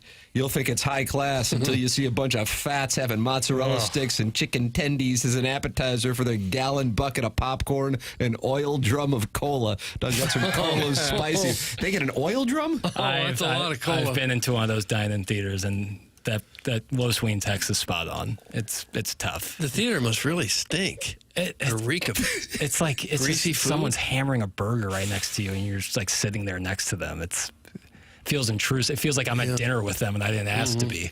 You know, it's tough. And you hear the... Oh, yeah. Is that a little gerbil scratching? Yeah. You might catch some barbecue sauce flying at you. Cinema pigging isn't worse than sky pigging, is it? Sky pigging is worse because there's no, enclosed. You can't leave. Yeah. You know? And it's even tighter quarters. Not to piss on Jackson's little school project, but does anyone know what Wainwright actually said? That's from the Caddyshack hack. Loves pitching in St. Louis. It's his favorite place. It's the best baseball town in America. That's the gist of it. Mm-hmm. You could barely hear it. Yeah. Tough. My fault. I'd like to hear it again to see if we can No, make out what he I will said. never play that audio again. Okay. It's forbidden now. Jesus, Jackson, you're like 26. How can't you hold your piss for 2 or 3 hours? Strap a diaper on, kid, if you can't. That's from Daddy Padre. Is someone really complaining that I have to use the bathroom? Daddy Padre, who won the cup, so you kind of pay attention. And if you're hydrated, you have an app that tells you right when you should go. Yeah, why? I've never heard of such a thing. It's great. It's awesome. It's awesome. It makes it so you never miss anything because it gives you a little synopsis of what you're missing. But you're not supposed to be on your phone during the movie I have a setting on my iPhone called Movie Setting where I only get notifications from a select group of people, including my app that telling tells you me when you need to go to the it doesn't restroom. Buzz and like scream. Trust me, I know bad theater. I would decorum. think so. I'm not participating in such. Okay. No, sometimes I have to use the bathroom. What a terrible text. Well, if you're going to refill your oil drum worth of soda, if you're hard to properly make it through an hydrated, you're entire- probably going to pee every 2 hours or so. yeah, That's not a crazy thing. no. Well, I'm sorry this gentleman took you to task. Is that Padre? Yeah, it's Daddy Padre. His name's on the chalice. Yeah, E-Bug, my E-Bug. Jackson needs to get gluten-free Perk on his podcast to co-host. He's got something, but I think it'd be a good dynamic. That's from Arbor Day. Doug, gluten-free Perk. Once again, Okay. another request for gluten-free Perk. I don't think it's a bad idea at all. Wow. How about that? Try it out. Come on for the certain episode. Is she a cinephile? She told me. She said when she first came on the show that her favorite movie ever was the Darjeeling Limited, which is a Wes Anderson movie, and honestly, a not well loved Wes Anderson movie. So I was like, damn, really? That's a pull. So yeah. So therefore, if you like Wes Anderson films, you get to appear on Movie Boy. It's a good start. If we're talking taste, it's a good start. You shame the olds, you shame those who are dining, and you shame those who do not enjoy Wes Anderson No, films. not That's what necessarily. goes on Movie Boy. Movie Boy is a movie podcast for movie lovers. It's not. What if they want to eat or they're over the age of 70? You can eat and you can be over 70. Just be respectful. That's all I ask. I don't care what age you are. Just be respectful. I think it's a unifying take. Everyone should be respectful to others. And talking in a movie theater is not respectful. No.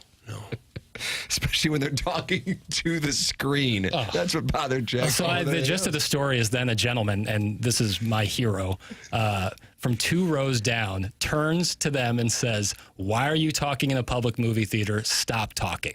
Did that get it stopped? I almost stood up and applauded. Did they quiet down after Oh, that? you better believe it. This guy was stern in his voice. It was unbelievable. He meant business? Oh, it was awesome. I wanted to shake his hand. I want to get him on the show. How loud were they talking? Loud So that enough. everyone in the theater Like could the hear most it? important moment of the movie, and they're like giggling about something. I said it. There's a thing with old people where if text comes on the screen, they feel the need to say it out loud. I told you this thing attacks the olds. Or like you're driving past a billboard, they're like, "Oh, Chili's." I'm like, I can read. I honestly tuned in thinking it was going to be a breakdown of F1, and I really wasn't interested, but I wanted to support the podcast. Appreciate and I that. wanted to hear it and be able to talk about it on our show. And I became more interested when it became clear that this was about attacking senior citizens. Yeah, so I reviewed, I talk about F1 and 28 years later in there, but on the ends of it, I have about 20-minute intro, about 20-minute mailbag at the end. So if you have no interest in those two movies, there's about 40 minutes worth of meat there that you don't have to see any of the new stuff to. And then you get. time code it so people can skip ahead. Skip around. That's so when people Don't are like, do that with QFTA. That's right. Well, I would say even like Movie Boy is not very structured. QFTA even less structured. So now there are some movies you can't see unless you're a certain age. Would you like to see some movies say, sorry, if you're over 70, you can't see this because you will not stop talking? I was surprised that they were in this movie. This was not their target demographic. Oh, no, Doug, we haven't heard about Renters Roundtable in a while. But on today's episode of Renters Roundtable, we discuss our little movie podcast projects and using an app to tell you when to use the bathroom. That's from L-Boy. And he's calling this Renters Roundtable, Jackson, and that's offensive to Movie Boy. Movie Boy is in episode 1, and I'm telling you, it's going to have traction. Listen, people can send in whatever they want. That was in the Michelob Ultra YouTube chat. In the YouTube chat, shout out to Michelob Ultra. They can send it in the text line, wherever they want. I'm going to keep plugging along and doing it. My mother used to try to tell me when to go to the bathroom when we took long drives. Okay, time to go to the bathroom, but I don't have to go. Time to go to the bathroom. Okay, Bly. I'll try to go. You just stand there, just trying. Try, yeah. Jackson is so edgy with his profanity. Probably has tattoos under that hoodie. That's from mild plaque psoriasis. That sounds like fun. Great text name. I know. I got Ultra YouTube chat. I'm gonna do less swearing. I'm gonna try to do less swearing. But you don't have mild plaque psoriasis, do you? I don't think so. Is that a skin ailment? I believe it is, yeah. I never really had a pimple in my life. A lot of people want to know about this bathroom. Really? Clip that off. A lot of people want to know what this app is, Jackson. Run P.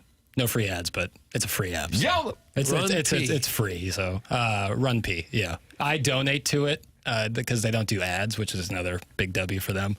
So I donate money to them. And it basically suggests when you should go to the bathroom during a movie. Yes. You start a timer, and then they have like usually 3 different pee breaks, and 30 seconds prior, it'll put a little notification, a silent one on your phone saying, when this character says this, go to the bathroom. And it gives you a little synopsis. Why don't you get an app that just says, here, buy a leg bag, and you'll never miss anything in the movie? Yeah, but now you're bringing in a leg bag. Well, you won't have to get up. Yeah.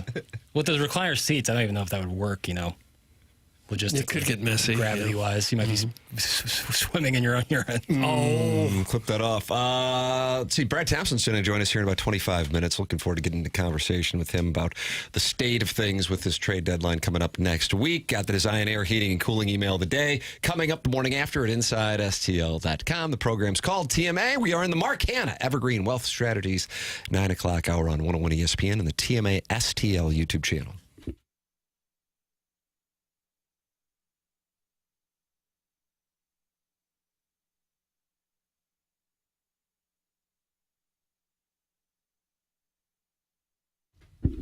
Aesthetic design and build. Customizing St. Louisans' outdoor living spaces now for more than 30 years. Dan and his team have a showroom in Chesterfield Valley for aesthetic design and build, and I've been there. They walked me through all the different types of custom work that they are capable of doing, and I want to emphasize that custom work.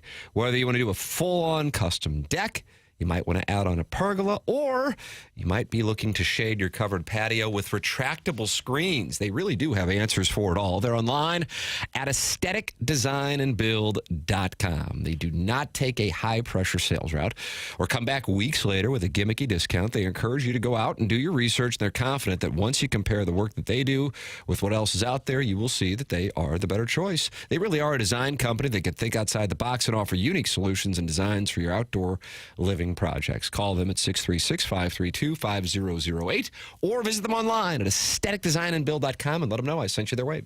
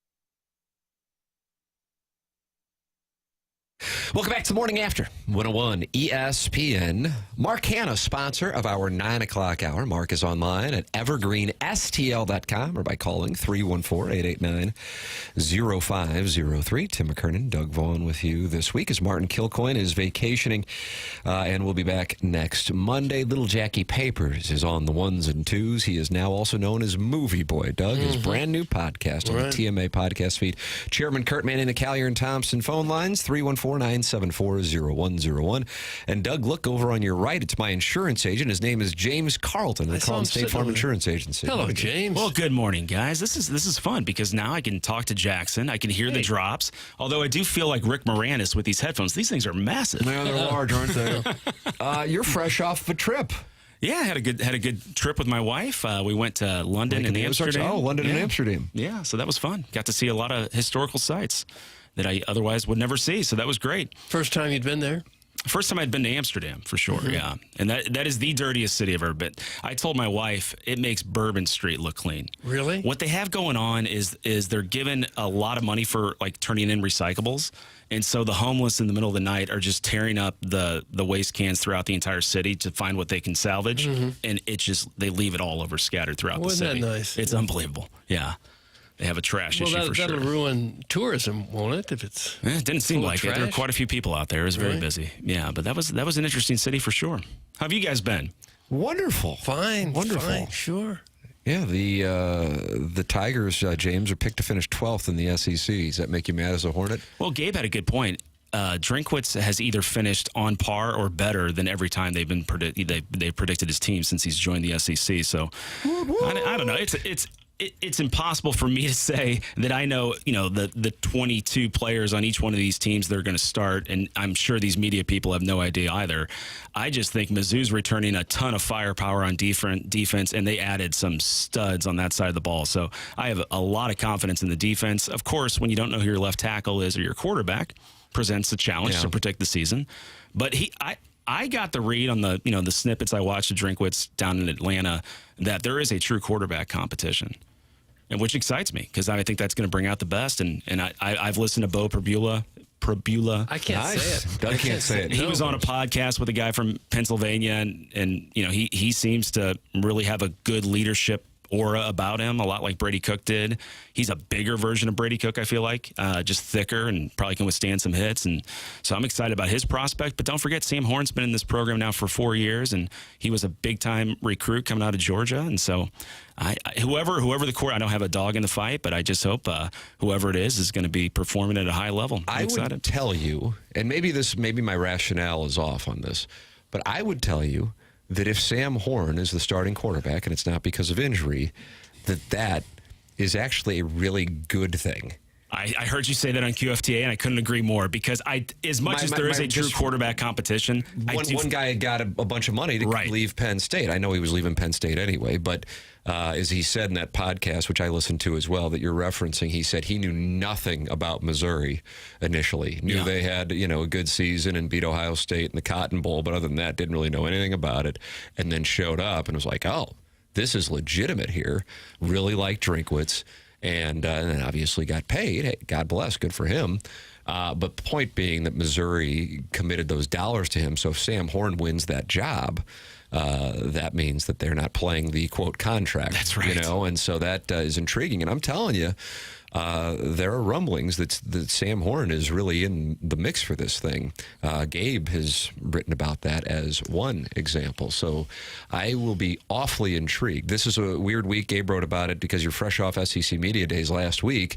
Then they don't practice this week. Then they start up next week, and then you'll be a month out from the game against Central Arkansas. And then, Doug, it goes down on September 6th at Faurot Field. Okay. Rock Chalk Jayhawk comes to town.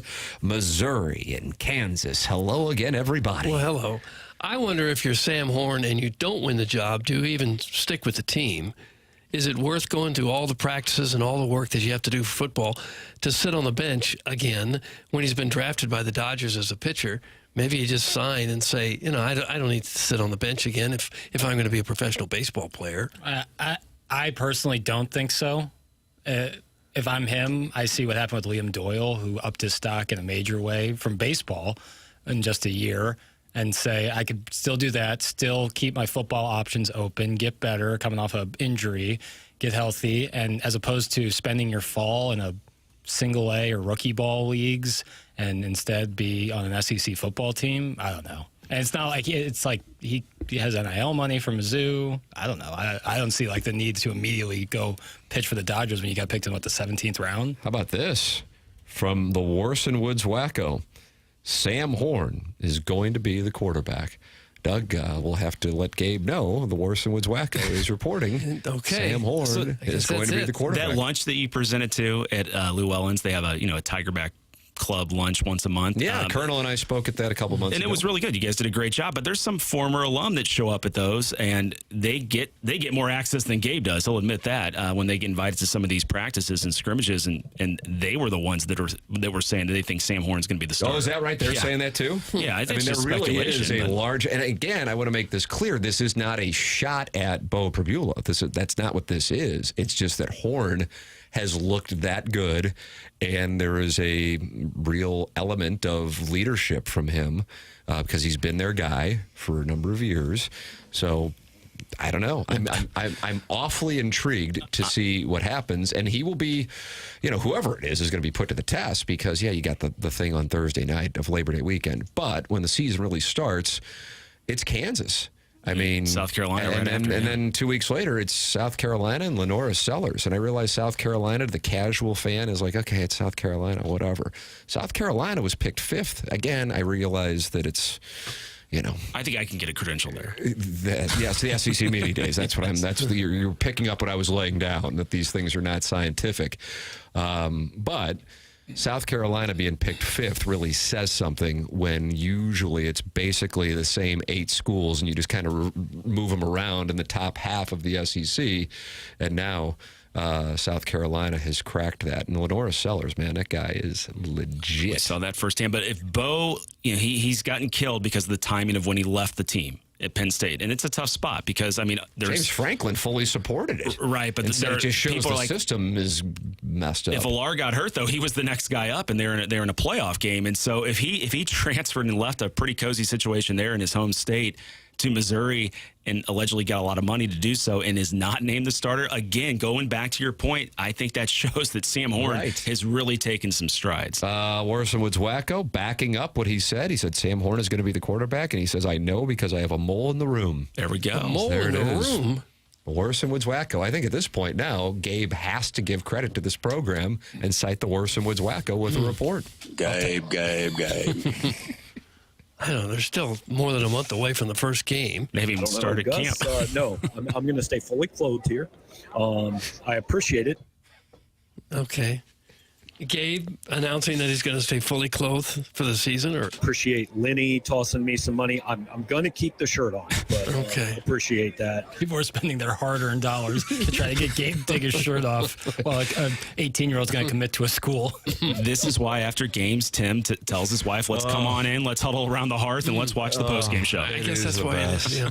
It is the best. James Carlton is my insurance agent, and I'd like to recommend him to our audience, 314-961-4800, or go online at carltoninsurance.net. How long have you been doing it, James? I've been a Since client 2008. Now 2008. Yes. Wow. I left sports radio in 2007. I was there for 6 months. Doug, where were you? Yeah. What happened? You loved it so much you quit it? It was the big league ownership group. How will that era be remembered? But no, I can just tell that there wasn't a huge opportunity. loss. A huge opportunity of improvement or movement there for me. So I explored some other opportunities. But yeah, since 2008. And I'm excited about the Movie Boy podcast. Yes. Here's a question to ponder down the road. Is what's a movie that you loved the first time or you loved as a kid that just doesn't hold up today? Ooh. Boy, House on Chasey Lane certainly is one. That doesn't hold up? No. But Jackson, I bet you've got a Mount Rushmore on that category. Yeah, I think I can. That's a really good. I'm actually writing it down as we speak. So the one that jumps out to me, I loved it as a kid, was Billy Madison. You couldn't pay me to watch that today. I never liked that. I never liked that version of Sandler. Yeah. Like the really goofy Sandler, like where he's talking weird. That's never worked for me. I've always thought he has like Happy Gilmore, I think, is like as goofy as I like him. Yep. You know, I'm with you on that. And then Big Daddy, I thought was great. Big Daddy, where he has like a serious, like he has real acting chops. So like, well, we'll be looking forward to that episode, gentlemen. Yeah. James always has good suggestions for QFTA, and now he's got suggestions for Movie Boy. Yeah, absolutely. This is great for the mailbag. And I heard you guys talking about Scottie earlier because it is just remarkable what he's doing. No Laying Up had a stat. Since he switched to the mallet, he's won 13 of his last 30 tournaments he started. Unbelievable. Thanks, And Rory. Rory just kind of passes it along. Well, yeah, I really think it would help him if he went to a mallet. That's unbelievable. Yeah. James, always good to see you, brother. Likewise, guys. Have a great Welcome back week. to these United States of Alrighty. America. There he is, James Carlton of the Carlton State Farm Insurance Agency, online at carltoninsurance.net. Brad Thompson is going to join us coming up on the other side of our commercial break. The program is called TMA. It is presented to you by Brown and Crouppen on 101 ESPN.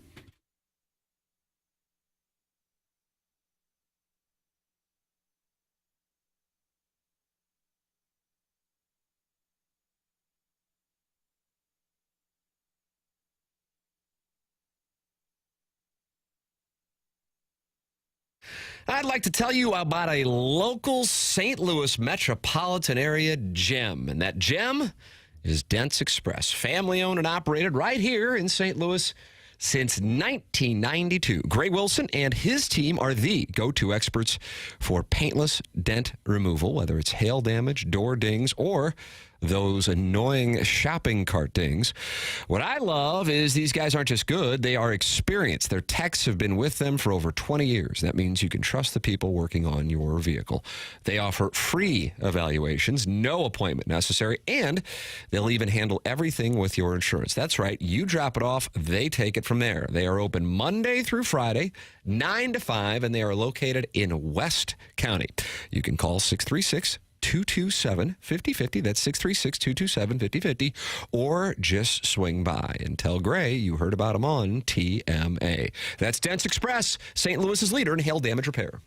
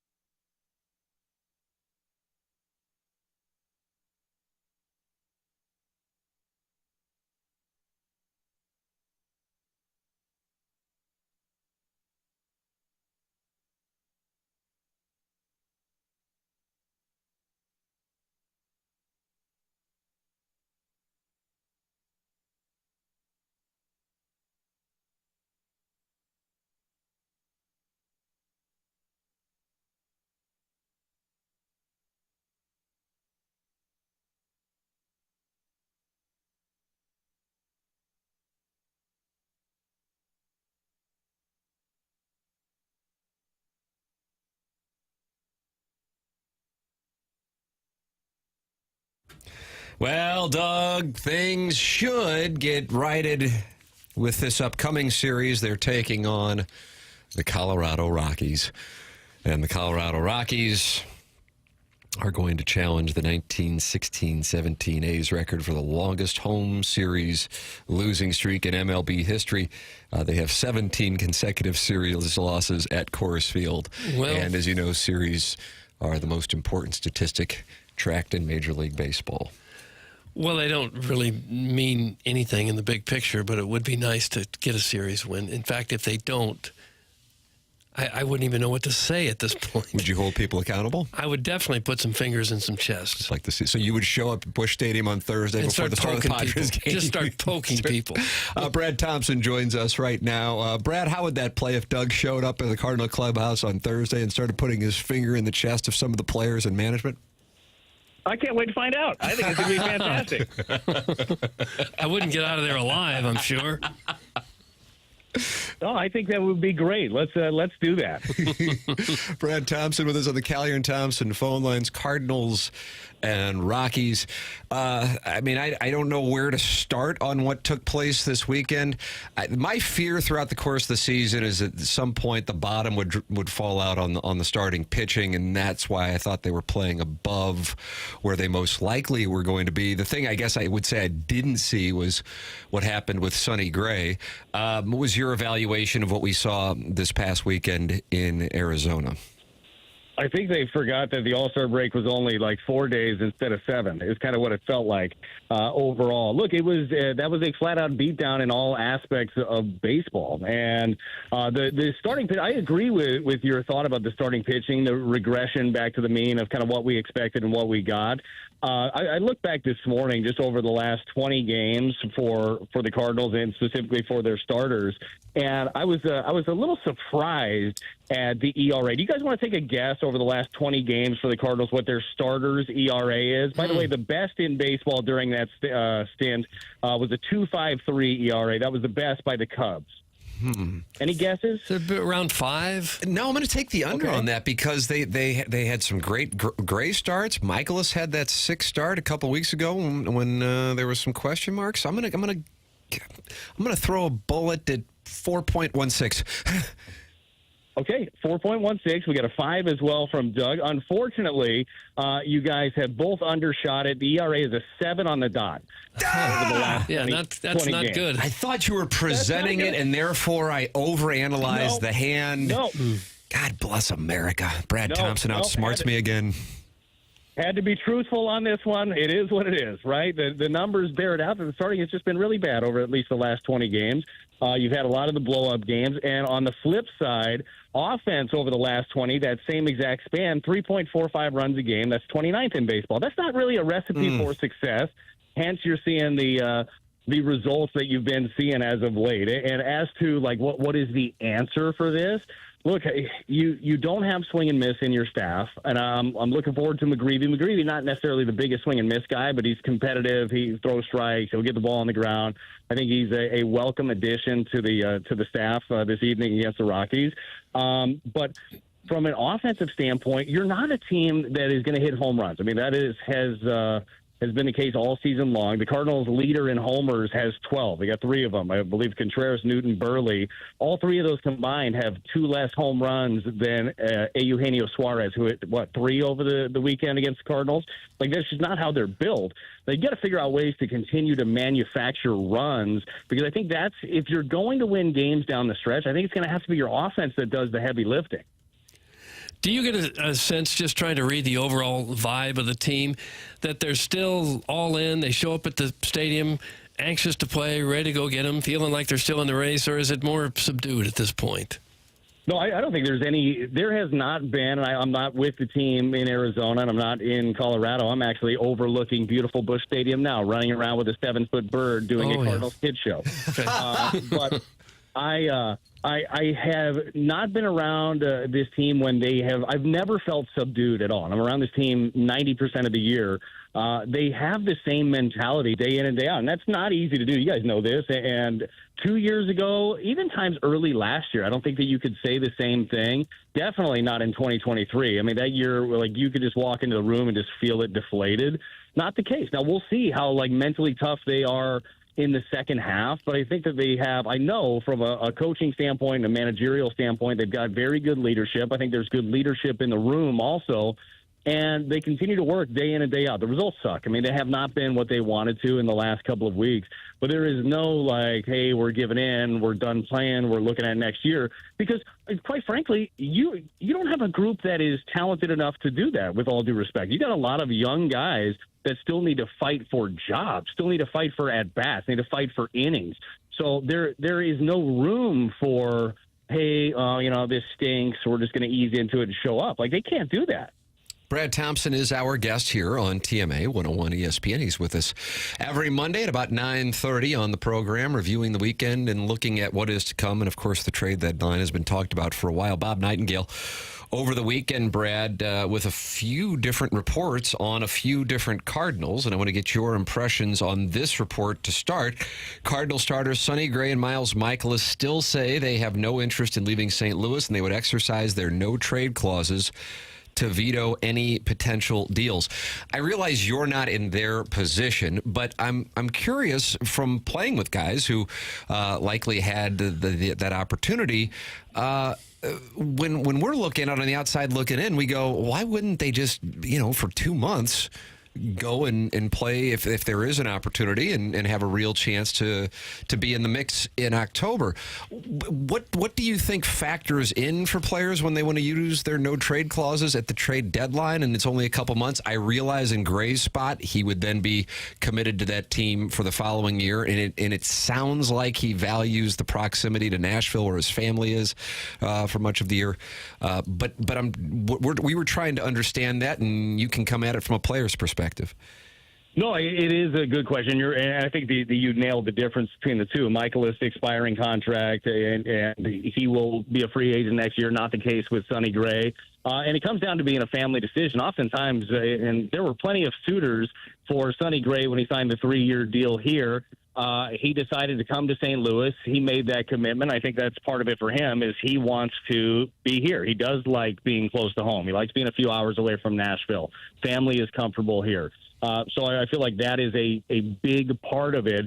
It's a large change when you're thinking about making a deal at the deadline. So I think that there are the comforts of home. When it comes to a guy having an expiring contract like Mikolas, it just comes down to what you want. I would be more inclined to say, look, if this could help me from a playing standpoint and an opportunity to go win, if somebody were to give him that opportunity, I think I would love that.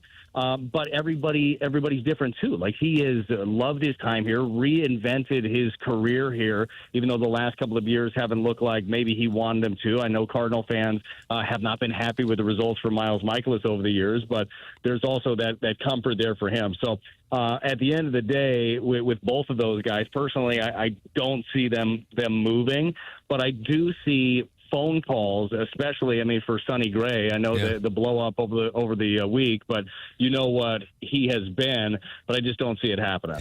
It's mentioned in the column by Bob Nightingale, you can read it at usatoday.com, that the Cardinals are not going to be moving Nolan Arenado. He says no team showing interest in him. With regard to Contreras, do you think that there would be a market for him? You'd be on the hook at a minimum for approximately $41.5 million, because there's the $5 million buyout of his option following the 27 season, but $36 million remaining on that contract for the next 2 years. Do you think that there'd be a market, and do you think he would be willing to go somewhere? Yeah, it's hard to put yourself into his shoes, so I can't speak to if he would be willing to do it. It seems like he has really clung to St. Louis, and I know that there were some rumors even a year ago of getting traded, and he was pretty steadfast in wanting to be here. But to speak about the market for him, I would definitely think so. You think about adding a dangerous right-handed bat, a fiery competitor down the stretch. I feel like that would be one, whether you want to put him at first base, you want to DH him. I don't know if you'd want to catch Contreras at this point, midstream, if you're a team down the stretch for a guy that hasn't caught all season long. But I would think that there would be a market. What do you think? If he were a free agent, if he was in the Mikolas spot, where he's a free agent after the season, I would think so all day long. But considering you're on the hook for $41.5 million, again, the $5 million buyout with the team option following 26 and 27, and then is he going to be productive? Is he going to be above a replacement player at first base or at DH at that cost? I don't know. If it's one of the organizations just like, oh my God, whatever, we'll throw money at it and he can rake. Yeah. I don't know. That's what I would reason through. So you have that factor to analyze, and then you also have what you brought up at the outset, Brad, which is, does he even want to go anywhere, and would he utilize his no-trade clause? So you have the two different elements on that discussion. If he just doesn't want to go, then the Cardinals can't do anything anyway. Sure. No, and I think that you bring up a really good point, too, about a lot of teams, Tim, that are out there. If they find something that is a missing link, right? If you're evaluating your club and the missing link is that right-handed bat, whatever it is, oftentimes you don't care what the cost is. And eating the salary of a deal is totally fine for some of those teams. A lot of teams would rather eat the salary of a deal than give up a lot of prospect capital because, I mean, that we all know that that's kind of how you're built as a club. But that happens all the time. Usually, though, at the trade deadline, that missing piece, and there are outliers, right? Like Eugenio Suarez is going to be a missing link for somebody, most likely, if the Diamondbacks go that direction, probably the Yankees. But when you look at that, it's usually a bullpen guy, right? Somebody I guarantee you is evaluating the Cardinals, looking at Helsley and being like, that's it. Like, that's the missing piece.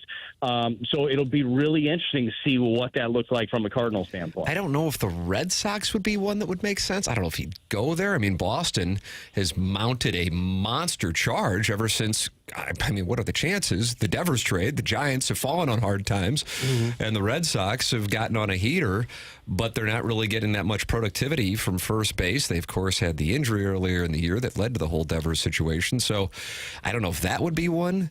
And then, of course, just a bat in general, if you wanted to look at him from a DH standpoint. And all of this, of course, is immaterial if Contreras isn't open to it. But specifically, Nightingale said that Gray and Mikolas have made it clear they would not waive their no-trade clause. Yeah, it's, like I said, it's going to be a fascinating couple of weeks. And I know that we continue to look at the trade deadline as like buyers, sellers, and we all knew even coming into it when the Cardinals were playing better baseball, they weren't going to be a traditional buyer, like going out and finding that missing link, taking on a big contract, spending some of that prospect capital. But even if you look at it in terms of like sellers, quote unquote, with the things that you're talking about, with having the stipulations, the no trades in your contract, and really having a couple of guys that are underperforming, like, you don't have a ton to be a traditional seller either. Like, they find themselves in a bit of a middle ground. Do you think there's anybody on the Cardinal roster right now that would be considered untouchable, that the team says, no way we'd give up on this guy, this is who we're building around? Man, I think that you have a responsibility right now to listen on everybody, really. I mean, there are some guys that they wouldn't want to move for sure, but I don't think that there's anybody, and we're talking about on the big league roster right now. Obviously, if you call for J.J. Weatherholt, the answer is going to be no. Yeah. But I really think that you should evaluate any deal right now. Anything that comes across the table, at least analyze it to see if it could make sense in the future. I mean, because while there are pieces that you don't want to lose, there are also opportunities that, could make your ball club better in the future, too. So I really don't know their answer to it. I'm sure their answer is yes. They've got some untradeable guys that they absolutely want to build around. But just from a listening to deal standpoint, I don't think there should be anybody that you don't listen on. What do you think about the current status inside the organization with regard to the perspective on Jordan Walker at this point, Brad? Look, I think that they still realize that he is a young, raw player. This is a guy that has, throughout his entire life, baseball life, has not known any sort of failure until the big league level. And that is a hard thing to fail at the highest level. And when I say fail, it's relatively, right? He's had successes as well, but it hasn't been maybe as easy as it's been along the way. So they still believe in the upside of Jordan, certainly, and maybe there will be more clarity. When you look at the deadline, we talked. I know the last couple of weeks. How do you get him at bats? How do you make sure that his bat is in there all the time? Because you can send him back down to AAA if you want, and I bet his numbers will look good. Why? Well, minor league pitchers end up making more mistakes. They'll put the ball on the pull side for him. He'll take advantage of that, and it'll look good. You need to figure out what it is at this level. But I still think they believe in the upside. I don't know if they look at him and say, okay, well, this is the guy that we thought he was a couple of years ago, middle of the order bat. He has not shown you anything that is showing that right now. But there is still, at 23 years old, there's still a lot of time to figure out what he is. The question is at what cost, right? Who is not getting the at-bats because you want to give them to him? And I'm sure, like any player inside an organization, there are certain guys that are higher on him. I'm sure there are certain guys that are not. But at the end of the day, like, it's one of your bigger assets, first-round pick. You've got a lot invested in him, and you want to see what he's got. Is that a similar situation with Nolan Gorman? Probably, yeah. I mean, it's basically the same idea, but 2 years before, right? With Gorman, still, what is he, 24 or 25 for Gorman? So you do concern yourself, obviously, with the back for him. You also have a whole lot of middle infielders, right? But you don't have a lot of, like, second baseman, third base type. You have a bunch of those. But you don't have a lot of them with the type of raw power that Gorman has as well. And this stint on the IL stinks, especially for him, because of the fact that he was starting to swing the bat well and looked better and better and was more productive in a lineup that needed some production really badly. But the hard part when you're evaluating this club in general, there's not very many, like, check marks. Like, okay, sure thing right here. Like, I believe that Donnie is a sure thing. Check mark right there. You got it. Like, outside of a couple of guys, and obviously Arenado, you know what he is. Contreras, I think that he's checked all the boxes you could possibly want him to. But you look around your outfield, like, you still need to figure out. I don't know what Lars is yet. I'm not sure what Victor Scott II is yet. Alec Burleson, I know, is a big league bat, has turned himself into a good outfielder. I don't want to take at-bats away from him. You're still learning at a lot of positions all over the field, and you just don't have the at-bats to sprinkle them around to everybody. That's not an easy thing to navigate. Brad Thompson every Monday here on 101 ESPN. Doug, he's not in Denver. He's running around Busch Stadium chasing a 7-foot bird. I saw him at the Savannah Bananas game, too. Someone posted a picture of him in the seats there. What'd you think of that act? Did you go to the Savannah Banana games, Doug? I did not. I watched it on YouTube. I couldn't get tickets. You couldn't me? I couldn't get tickets. I mean, I figured if anybody got tickets, it would be you. I agree. He's the George Clooney of St. Louis. Yeah. Correct. So we, our family, on Friday, we watched the game on YouTube. And then Saturday, we came to it, and it was a freaking blast. You want to talk about doing it right. The Bananas have a traveling circus, and for those that went to it, I don't think that anybody came away disappointed. It was wall-to-wall fun for like 3 hours. They nailed it. Huh. Yeah, that's what everybody seems to say. Everybody seems to love it. Yeah, they all loved it. Yeah. Fun to see the stadium filled up again, too. Well, that was nice. Yeah, and I could see maybe where some fans might not like it. Maybe, like, get off my lawn. That's not baseball. That is the stupidest take ever. If that is your take, that is okay. But it was entertainment is what it was. So that part of it was, to me, really fun. My daughter's 9 years old. She's okay with baseball. She'll have fun coming to a Cardinal game, doesn't pay that much attention. Dialed in for like 3 hours, doing all the dances, singing songs. I mean, she was locked in. So it was. We had a lot of fun as a family. Yeah, they've got it figured out. That's for sure. And they're selling out. It wasn't just here. They sell out all over the country. Everywhere. They're selling out football stadiums. Mm-hmm. You want to talk about having a good business model, and then their owner not selling out. Like he totally. That's all him. They've done a good job. All right. Well, I'll try to get tickets next time you're here. If I can't, I got to know somebody apparently to get a ticket. Well, Fred Bird hooked me up. That's what Brad's working with him right now. Yeah. Brad, always enjoy the conversation, man. Thank you so much.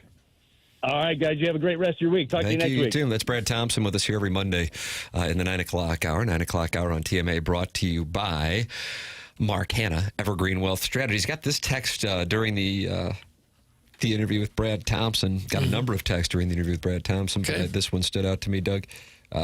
When the opposing team pulls its goalie near the end of the game, why don't the Blues also pull their goalie so that it's 6-on-6? This seems like it would make sense, particularly when the Blues are ahead by 2 goals. Yeah, that would confuse them, wouldn't it? The other team go, wait a minute, you can't pull yours, we pulled ours. That comes from Peter. Wow, that's good. I gotta tell you, I'm a Peter Lemming. He's only sent in one text. Right. But that's it. It's not a bad idea. Go on the offensive yourself. And we're sitting here talking about the trade deadline and Jordan Walker. And he's still bothered by the Winnipeg situation from 3 months ago. And I got to tell you, I understand, Peter. I understand. Send your emails in. Design, air, heating, and cooling email today, the morning after at InsideSTL.com. Little Jackie Papers, we were texting before the show, and I said, hey, why don't you do a little balloon partying? And by that, I mean some potential questions. And one of the questions that I like that you came up with, and I'm going to give the dais and the audience time to think about this. And you can text them in, and we'll talk about it coming up. If you could pick one image from the last decade to define the St. Louis sports scene over that time, what would it be? If you could pick one image from the last decade to define the St. Louis sports scene over that time, what would it be? So we go back to 2015 or 2020? 2015. Decades are usually about 10 years. Well, I know, but I didn't know if you meant the 2020s. The decade of the 2020s or 10 years ago. I see what you're saying there, Doug. That's a fair question. And, yeah, I would go back 2015. Okay. But I also, Chairman, I respect what you're saying. I respect everybody, really. That's Movie Boy. Yeah. I'm a real fence rider. That is. Okay. So for the record, over the last 10 years. Yeah, that's a better way to describe it. To define the St. Louis sports scene, what would it be? Little Jackie Papers questions. I like this one here. We're going to discuss it next on TMA 101 ESPN.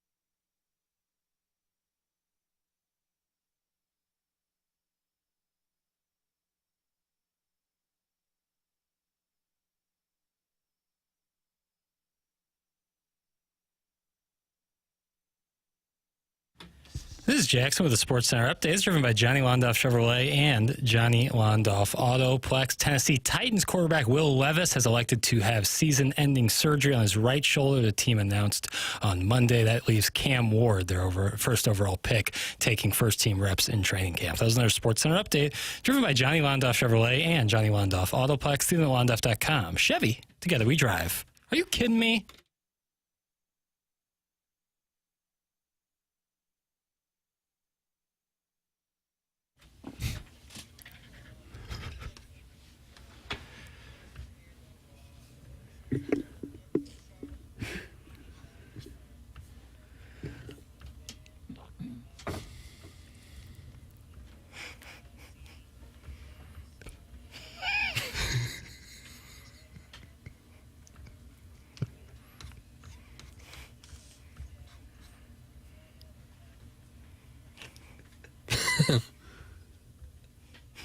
Oh, gosh.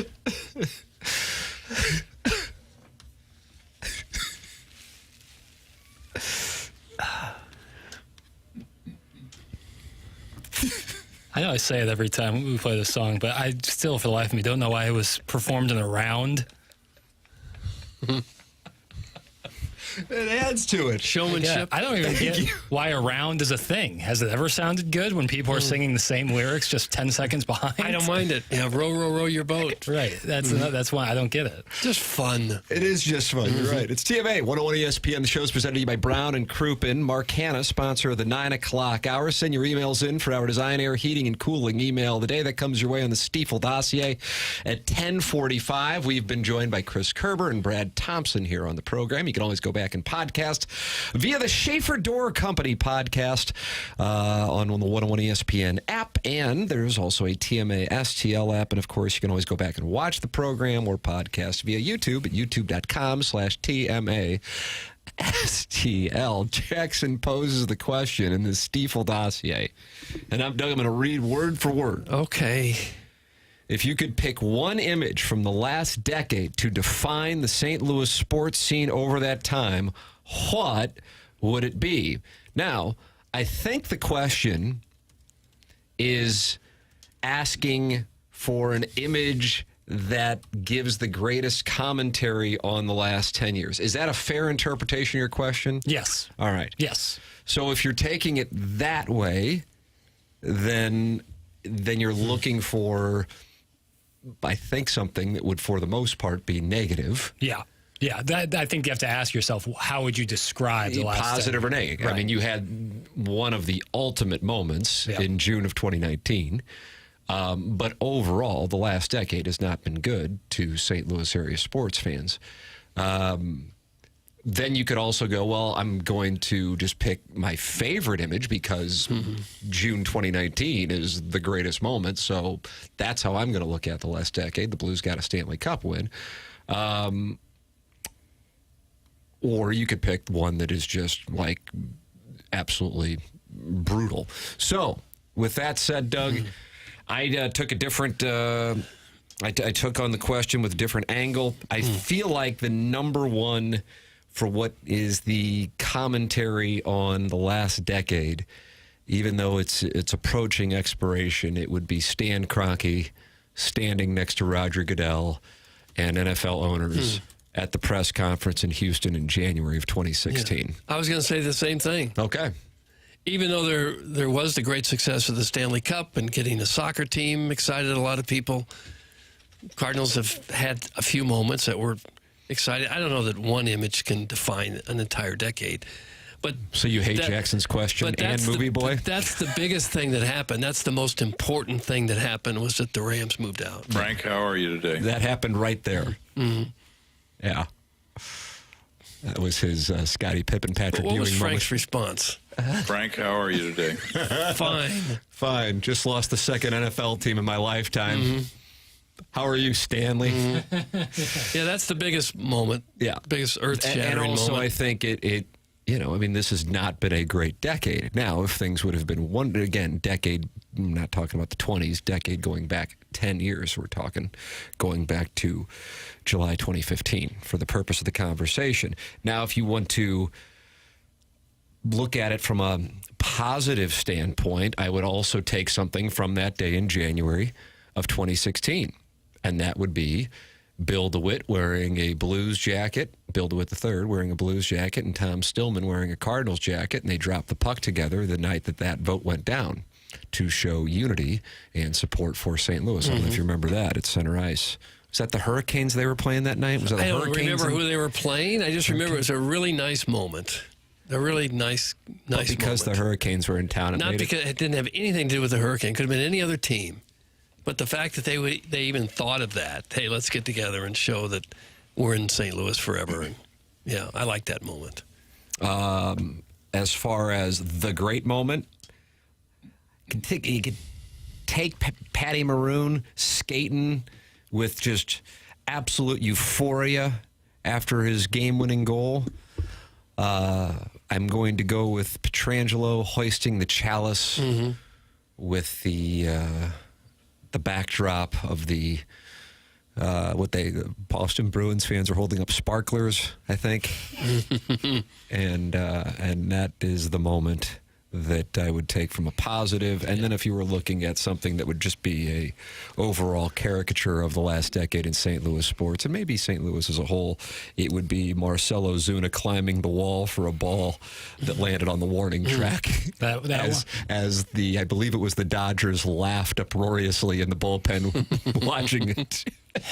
He like Spider-Man scaled it too. It wasn't like he was ready. He was all the way up the wall, like he was going to make the greatest catch of all time. If he just hit that ball 15 feet farther, that would have been a catch we're still talking about. one that I thought of, if he would have made the catch, it would have been great. It'd actually been awesome if he would have made the catch falling down. Like it would have been like the ultimate like hot dog play. But something that came to my mind in the same kind of Ozuna falling flat on your face thing would be when Nick Castellanos stood over Jake Woodford after sliding into home after he got plunked by Woodford, just because it kind of feels like, more so over the last 5 years, where it feels like St. Louis sports have been knocked down. It feels like we've been kind of knocked on our ass a little bit, and like a division rival, I think, is a good representation of that, where you just feel like you've been knocked down a little bit as a St. Louis sports fan. Alan Dadeville getting a number of responses to Jackson's question. I love the question, Jackson. Thanks, man. Appreciate it. Alan Dadeville sending in a picture of Eli Drinkwitz smoking a cigar to celebrate a win over a bad Arkansas team to go to a bowl. Yeah, that's a good posing one. in the camera.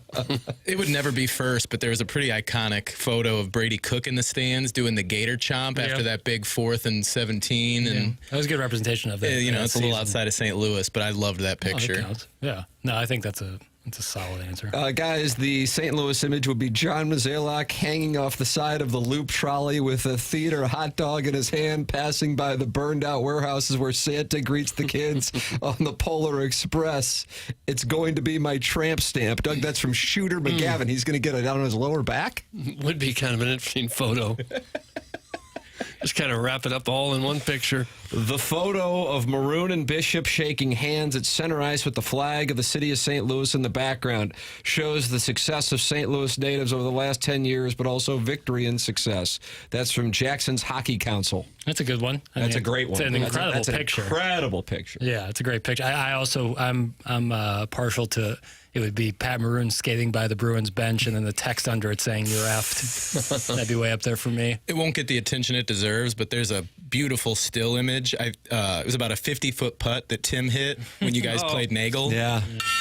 Was that a number? Is that on 4 at Meadowbrook? I feel like. I don't know. Yeah. But I felt the city rally behind now that I think about it, I had two long putts, so I don't know which one you're talking about. Right, like pick one. 8, yeah, I think one of them was 8, and then one was 3. Was 4. Yeah, man, I'm good. That Ozuma wall climb reminds me of the time I climbed a ladder in my garden to pull weeds. That's from Tim's Toothless Bottom Boy. Come on, boys, it's got to be Brett. That's a reference to Brett Hull singing Gloria, Doug. What a beautiful rendition. What an interpretation of Laura Branigan's work. A cool one, too, is Tiger over that walking bridge over Belle Reve with all those fans. That's a great one. That's a nice play. You know, That's a nice play. I think that is one, if you're looking at the positive side of it. That was 2018. But that wouldn't sum up an entire decade of St. Louis sports. You said it right, I think, at the beginning, that there is going to be no image that truly defines it. But I think you could come up with a series of 4 images that would best define the last decade. And I think we've mentioned a lot of them. And I think the Kroenke one has certainly got to be up there. Guys, are we including the Chiefs Super Bowl wins for our pictures? That's from Mr. Mudjack Mike. Ryan O'Reilly wearing that Chiefs helmet actually might be on there. God. That one stings. There was a good picture of Pujols, Molina, and Wainwright in the field. Yeah, That's a great one. That's a great one. That's hanging out. My dad has the picture of that in his office. The image that I can think of that's most recent would be over the weekend, seeing the Savannah Bananas sell out Busch Stadium, something the Cardinals haven't done, not including opening day in almost 10 years. That's not accurate. That's not true. No. It's pathetic when the Globetrotters of baseball can sell out a stadium the professional team plays in cannot do. That's from the 314. Can I give a take on that real quick? Doug, are you accepting takes? Sure. Let me put the mittens on. Hang on just a bit. I think that's a shortcut, cheap pop take. The Savannah Bananas social media are huge on social media. They've obviously have a boom where they're selling out 81,000 seat stadiums, as you referenced earlier. They're in town for 2 days. A beautiful, maybe not beautiful, it's hot, but a weekend this summer when families are free. And of course they're going to sell it. That's not a poor reflection of the Cardinals. You can make plenty of poor reflection on Cardinal attendance, but to use the Savannah Bananas like, oh, look, they sold it out and the Cardinals can't. They play 81 games. If the Bananas played 81 games, it would look a little different. It's a different event, really. It's a totally different event. It's like, Post Malone had the Busch Stadium packed. It's a different thing. So I think you can make Cardinal attendance and Cardinal on the field observations independent of the Savannah Bananas coming here for one weekend. I'm glad I had these mittens on. It was a hot take. Doug, that's where you listen to Movie Boy. Right. You won't get that on Movie Boy. No, I wouldn't think so. You say that for the air. Yeah. How about this one? Edmondson with the Conn Smythe hat at O.B. Clark's. Perfection. That's from Sharon and Clayton. I'm not sure I understand it. He put the trophy over his head. I'm looking at the picture now. Yeah. And kind of wore it. It was a good picture. I'm not sure that defines the decade. So you're sideways with Sharon and Clayton? I'm not sideways. I'm not sideways. I'm just saying I'm not sure that defines the decade. It's a great picture. Why does Jackson have his knickers in a knot all of a sudden? That's from your mom's lesbian lover. I don't. I've just seen that take over the weekend. I saw it a lot, and then, Where'd you see that? On Twitter. Oh. Yeah. So I wouldn't say it's a great source for it, but that's where I was seeing that some means stuff. you follow people who have that take? The For You section of Twitter. I thought you said that was Dante's Inferno. It is. And sometimes I'm a sucker for pain. Oh, yeah. Knock it off! Stick to reviewing movies and complaining about the smell of hot dogs and people in theaters. It's from Veiled Prophet. I never commented on the smell of people. It's what You've been read. asked to knock it off. Fair enough. Thank you, Jackson. It's comparing apples and oranges. That's from your fourth female listener. Yeah, I think that's the basis of my take. This is not the same thing, not to mention the scarcity of it, and this is the first time they've come to St. Louis. I think there's so many factors in there where making it like a Cardinal thing is reaching, in my opinion. It'll be interesting to see how they do if they come back next year, if they would sell it out again. I'm sure that they would. Probably would. I'm sure that they would. Oh, yeah, I bet Super they would. popular. They did a whole 60 Minutes thing about Savannah Bananas. I've known about them since I was in college because I was in sport management classes, and we learned a lot about them. And they were barely on the radar at that time. Okay. Barring small children, 98% of St. Louis Chiefs fans didn't give a crap about them until they were told to. F Chiefs Kingdom. Oh. And all the Beckys and Chads who support them, Tim's back has got to kill him from carrying this show. It's like 4 different takes in there. There's a lot. What does Becky's and Chads mean? I don't know what that means. Is that just like stereotypical for like basic Names folk? of people who Yeah. become that right? Chiefs fans? I didn't know. I don't know. I just made that up. Yeah, I wouldn't say Becky's and Chads. Although Chads is a word. Talking about give me your Jimmies and Joes? It's better than, you need the X's and the O's. Well, it hadn't been a great decade. Is the next one going to be better? That's a question right there. What do you see happening in the Jackson next sees 10 us years? getting an NBA team. Maybe I not. don't know. Maybe not. It's hard to imagine how we can get more teams. I think we're probably tapped out on that, barring some huge turnaround with the city. I don't know what it would take to make that happen either. So Jackson's question was actually a downer? Kind of, yeah, kind of was.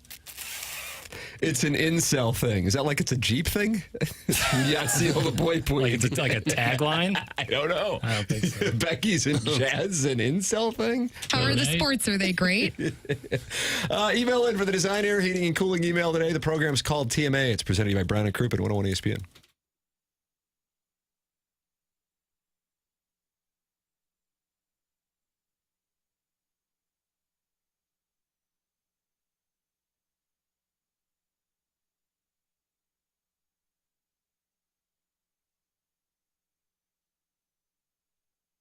Michael's Flooring, family and locally owned for over 30 years. And you can go online at igotflorida.com, and right now you will get 3 samples free from Proximity Mills. Michael takes pride in helping and making sure his employees are happy and make a great living. His passion is flooring, and when you order from him, he wants you to have the best experience for the best price. They have it all at Michael's Flooring. Carpet is awesome, and it's back. They have so many varieties of all flooring and have 3 easy-to-get-to locations in St. Louis. They're in Creve Coeur, they're in Dardenne Prairie, and they are in St. Peters. There is a reason that Michael's Floorings continue to grow through the 31 years they've been in business.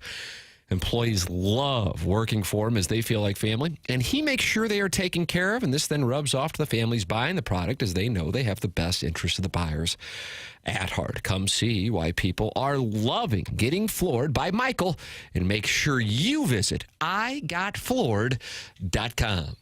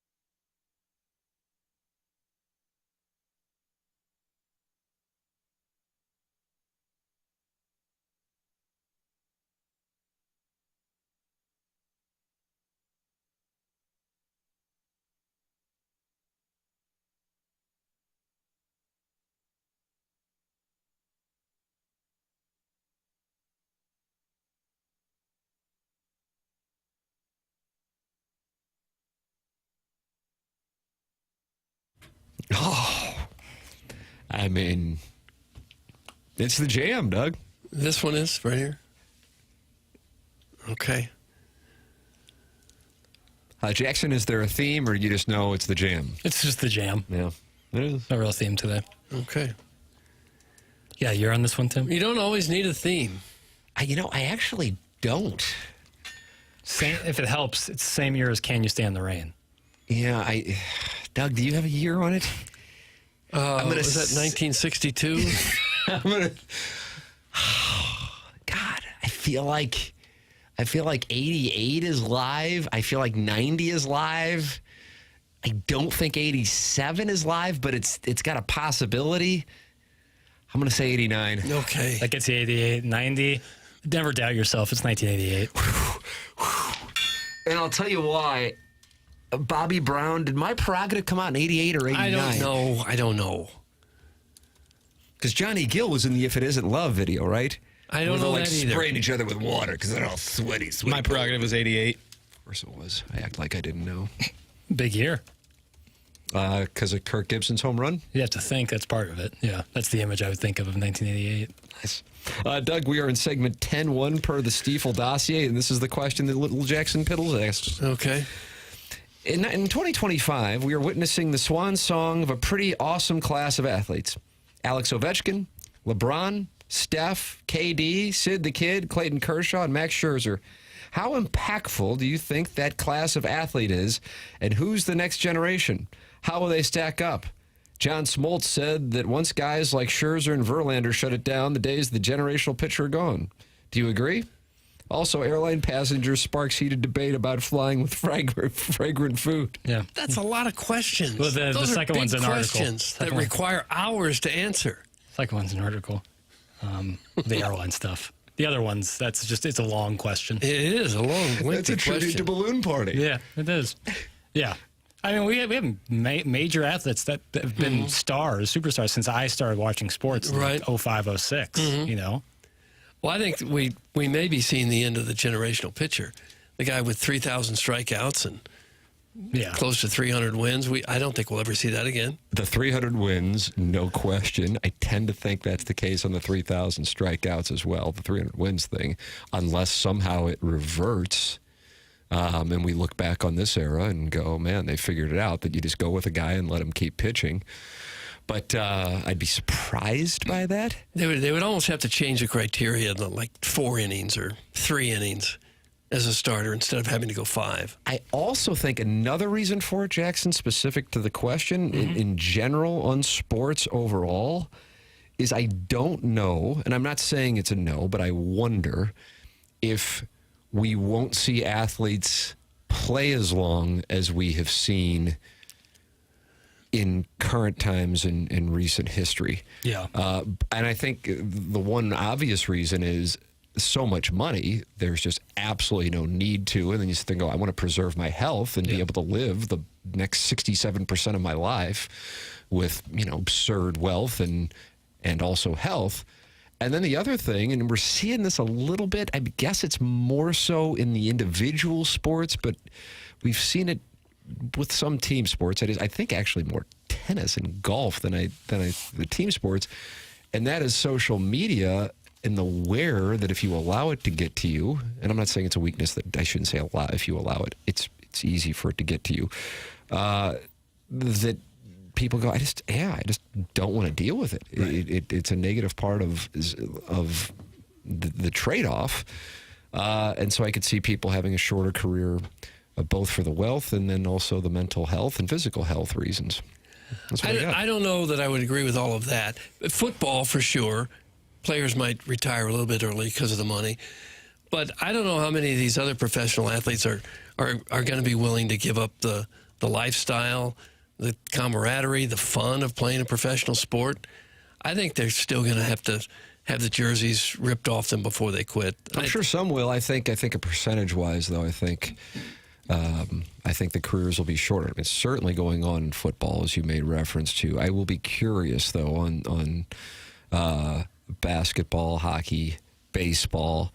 I think the mental health thing is more prominent, perhaps, in the individual sports. I feel like we're watching it go on to an extent with Rory McIlroy. there's just something is that roller coaster is a little crazy. And by crazy, I mean the ups and downs. I'm not saying he's crazy, but I think he's just kind of had enough. I mean, he talks about shutting it down and you're going to see a lot less of me. He's 36 and he's playing golf, right? Right. So, yeah, I don't know. What is your answer? I mean, it's your question. What is your answer? Yeah, I think I think the days of like a Tom Brady, playing into his 40s as a quarterback are probably behind us. And then in terms of pitching, just the way that they use pitchers these days, I probably agree with Smoltz in terms of like a generational pitcher like Kershaw eclipsing 3,000 strikeouts. To see that again would be surprising. But, there are a good class of young pitchers. So we see Paul Skeens, namely, and then the Miz, if you like him, up in Milwaukee. But, yeah, I think that nowadays, you used to just kind of get ripped, or you would get a lot of criticism from like your local media, maybe even the national media. But now that we've platformed everybody with social media, now you're getting it from every single angle. You throw in the sports gambling element to it, and now that's even more crazy stuff. I could totally see someone like making a huge contract and being like, yeah, I think I'm going to shut it down, and I don't really care. Like, I've made $250 million playing the sport, and I don't necessarily need to keep doing More this. Andrew Lucks. Yeah, I think Andrew Luck was a early pioneer in that. Especially that's, such a brutal sport for, if you're a quarterback, you can just get lit up like crazy. But even, basketball, baseball, where it's not too bad in terms of injuries, I could totally see that. Guys, you see Mikolas continuing to pitch so he has a chance to give up 3,000 home runs. No. It's from Philip Seymour Hoffman. There have always been people down through history that guys, a few who have stepped away. Sandy Koufax, an obvious person. Barry Sanders did it.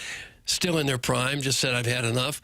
But for the most part, guys don't do that. It's such a lifestyle that would be hard to say, nah, I don't really want to be treated like a king the rest of my life. I don't want to make this kind of money. And plus, it's fun. They're in like a fraternity setting with teammates and everything. Where else are you going to get that kind of fun in your life? Yeah, you do hear that being like when you ask like a pro athlete, like, what do you miss the most? It's almost always hanging out in the locker room, hanging out with the guys. You're never going to have that kind of a situation ever again, no matter what you decide to do. Right. So I don't think guys are going to be quick to want to get out. I mean, Individual sports. Is that why you keep doing this? Yeah, that's exactly it. It's just a damn camaraderie afterward. So you admit we're friends. The locker room talk afterwards, yeah. The wild parties that go on the weekends. Yeah. I almost stayed up till 10:30 on Saturday. Oh, did you? Good for you. I was long in bed by then. At 10:30? MD 2020 texted in earlier an image of Scottie Scheffler that Taylor made, he said, altered by filling in his receding hairline. Sports Illustrated is now covering it, Doug. We will have the story on this on the other side of the break. We have the Design Air Heating and Cooling email of the day coming up. Email in the morning after at InsideSTL.com. That is coming your way at about 10:45. Compete with the likes of Paul Harvey's Milk Mustache and Dalton and Buck Swope. All of those emailers are competing for the month of July in the Design Air Heating and Cooling email of the day. The program is called TMA, and it's presented by Brown and Crouppen on 101 ESPN.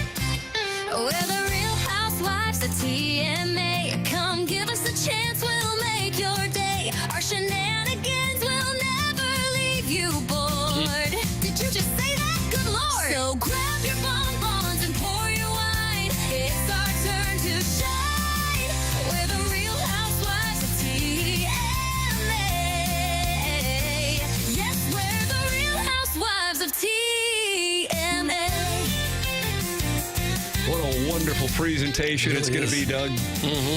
Airing on public access following I'm Hep and Worldwide Magazine. Real Housewives of TMA. We're still taking applications. None have been received yet. Right. Self-made stay-at-home Ladue mom says she sent one in, but we haven't gotten one. Gentlemen. Yep. It's TMA 101 ESPN shows presented by Brown and Crouppen Design, Air, Heating, and Cooling. Email today coming up on the Stiefel dossier.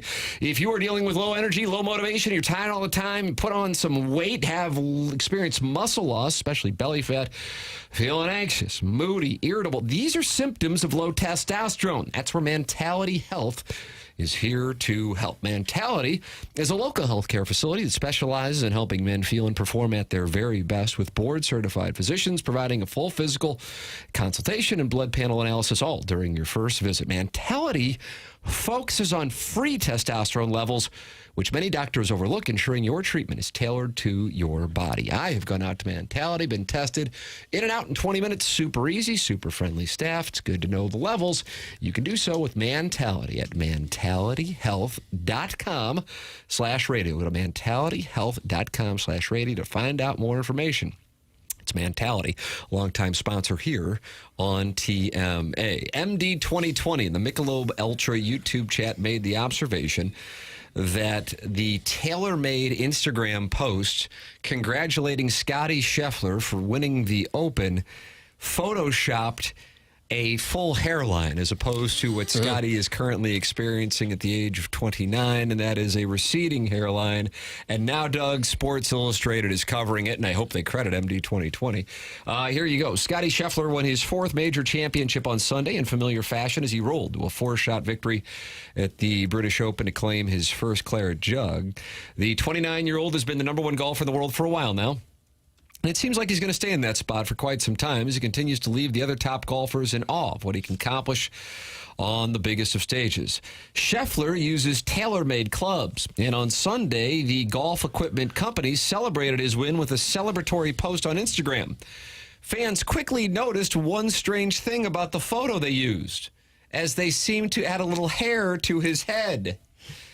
Doug, and if you do zoom in on the picture... They did fill in hair on his head. Looked like it was done with Microsoft Paint. Why would you do that? Why would they care? I don't think he cares. Why would they care? If you look at the image Jamie Kennedy posted on the Twitter tweets, the original image that they use, clearly, not only does he have the receding hairline power alleys, but he also has a little thing where the widow's peak would be. Oh, the peninsula? Oh, they call that the peninsula? I think that's, well, yeah, where the widow's peak kind of, the power alleys go up and then the peninsula comes down. Yeah, but Scheffler, unfortunately, the center of the peninsula has lost some land. Yeah, it's a little underwater. So when you look at the image, it is clear, side by side, that they photoshopped it. Yeah, it's like a digital comb. He'd also been wearing a hat all day. You know, that'll mess up the hair of even someone with a full coif. Yeah. But the point is, when you look at the image, they absolutely photoshopped. Doug, I'll show you there. Yeah, I've seen it. Yeah. Okay. And then they filled in hair. Yeah. Oh, my God. I wonder if he'll be happy or upset by that. The answer is he will not care. Yeah. He's probably not aware of it. And for that, that's another thing I envy about Scottie Scheffler. He might never be aware of it. Yeah. But yeah, this is, I mean, the Jamie Kennedy on Twitter put it up there. That is, this is really weird. It's really weird. I enjoy that Sports Illustrated's covering it. Yeah. Why do that? It is amazing what becomes big news in this country, what we all get suckered into. I just find it viral moments. I find it interesting because it's like they're doing it on his behalf, you know? Like I would be surprised. Do you consider this bald shaming? Should I be offended? Should I be offended? Yeah, I think and if so, can I get paid? I think you should fire off a 2,000 word sternly worded think piece about what this has done to the bald community. Guys, it's called a hairninsula. That's from the 314. Doug, have you heard the term hairninsula? No. It seems just overhandling. Yeah. That's peninsula. So odd. Yeah. I don't recall them ever doing that in another picture of a sports guy. It's giving me some ideas over here. Like You what? thinking about doing something with your own thing? Well, I got sent in some pictures from Sweet Sweet Kai's wedding, which was in Cape Cod, of course. Yeah. And there were some over-the-top pictures, some aerial shots even, where it's not that I have like a bald spot on the back of my head, but the top of my hair is where my hair is the lightest form of blonde. Yeah. And it looks... Like you're completely bald. It looks like I have like a decent little bald spot, which I don't. But it's a tough look. But if I now know I can like touch that up after the fact, it's Just a nice let it thing to go. have. Because no one else cares. You think that's They the case? really don't. Nobody cares. Yeah. You think the only people who care are also guys with hair loss issues? Yes. Well, here's maybe the one person who would care, and by person I mean representative of a group. If you're an attractive lass and maybe you're scrolling through, let's say you had this on a dating profile, and or hey, my friend here, I'd like to set you guys up, and then she looks at pictures, and if that is a thing for her, and I think it's a more important thing in your 20s than as time goes on. Yeah. I still, anytime this topic comes up, I say height's the king. Yeah, height is king. And so I think you think about it more than anybody else thinks. I really do think that. And that's coming from a bald man. Yeah. I see some of my friends, and they got it's just luscious locks. Without even trying. I know. Oh, Herb. It's just it's so tough. It's so tough, you know? Well, you're hardly bald. No, I'm not bald, but I just, like I said, like there's some angles where it would look really bad. And it's like, man. And I like, then you have to explain to people that like, no, I'm not actually bald. Well, why do you have to explain? They come up to you and go, hey, you balding? No, because if we all looked at the same image, you'd be like, oh my God. And then everyone's like kind of like hush hush about it. They're like, oh, should we say something? Because Jackson might get No, offended. they're just hush hush because they're just not talking. Yeah, maybe it's my own self-conscious coming through. It's probably what it is. Because Doug, is it Dochi who talks about anxiety? I don't know what he talks about. But truly, no one else cares if you got a bald spot. You're right. Except the guy with the bald spot. Well, TaylorMade seems to care. Yeah, what about that? Doing something. Why do that? I'm going to lead the class action litigation against TaylorMade, and all of the balds will be receiving cash. Oh. Boy, could you imagine that courtroom? 50 What a scene. mid-40s white guys just bald as the day is long, and they're wanting their money. All bitter. And Scheffler's like, why am I being dragged into this? Philip Seymour Doffman says, as a 26-year-old who is also balding, I'm going to make fun of you, Jackie, so I will feel better about myself. That's from Philip Seymour Doffman. At least you're aware. You know, it's nice self-awareness, I guess.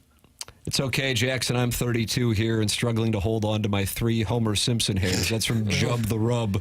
Do you think there's like any women out there who are like, my thing is guys who have receding hairlines and patchy bald spots? Because I could see someone being like, I'm into guys who are like totally bald, like full on bald. I actually did encounter that one time. Yeah. Someone who was like into the totally bald look. Yeah. I could see that.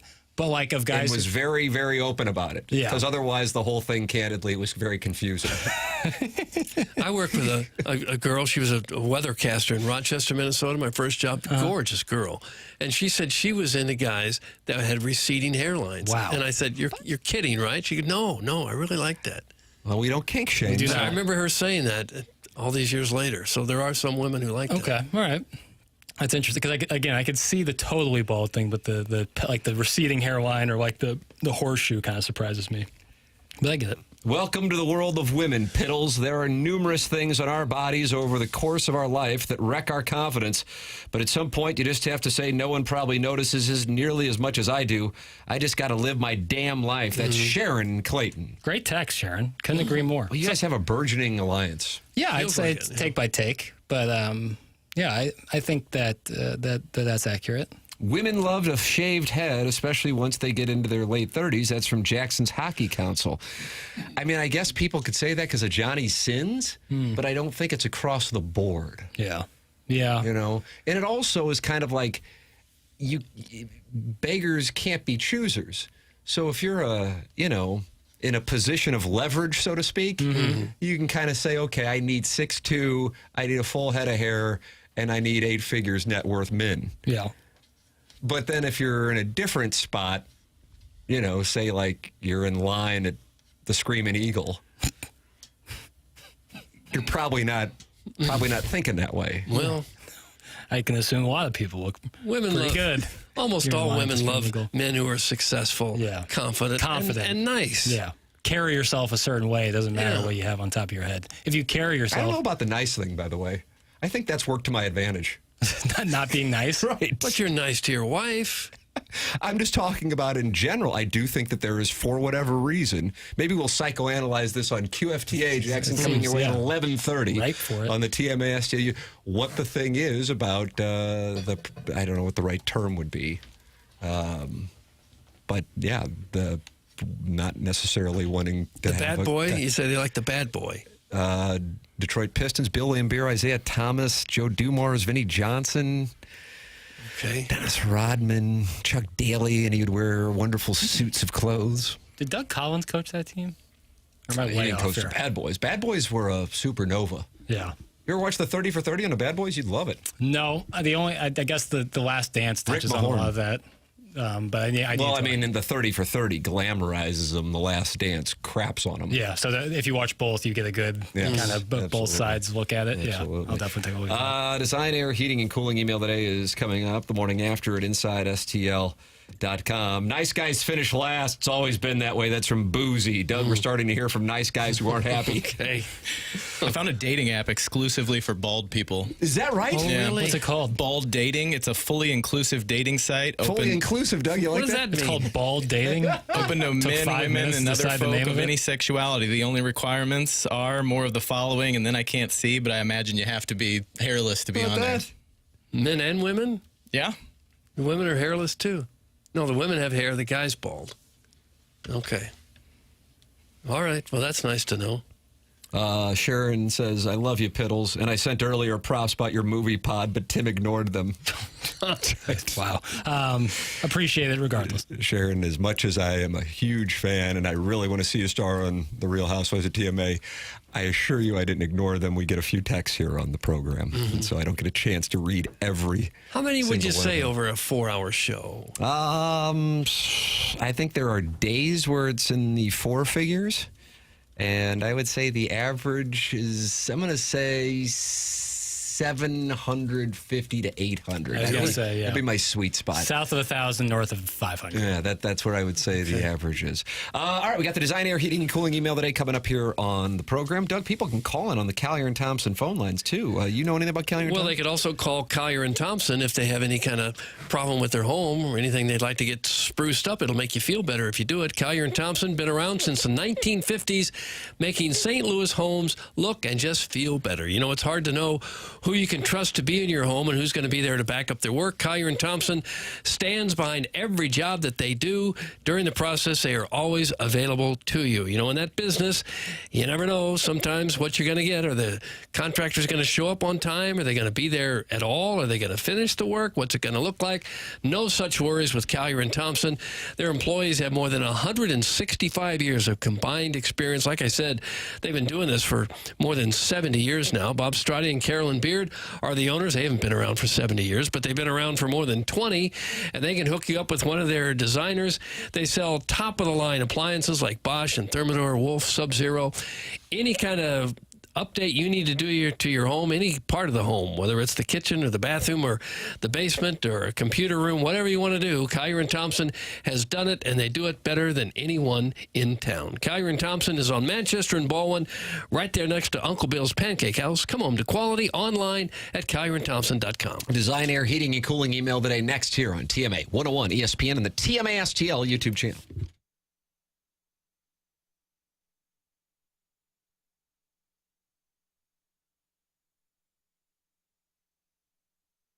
Universal Windows Direct has a great opportunity for you to upgrade your home in the summer months. Universal Windows Direct, also known as UWD, knows that owning a home is one of the best investments you can make, but keeping it comfortable, energy efficient, and looking great, well, that takes a little extra work. And if you've got drafty old windows, you know exactly what I mean. But this summer, Universal Windows Direct is making it easy to finally tackle that project with an offer you can't pass up. Right now, You get to choose your offer. Pick the one that works best for you. Payments as low as $99 a month or 12 months with no payments and no interest. Seriously, you can upgrade your home now and relax until next year. So, if you want to take care of your home the smart way this summer, don't wait.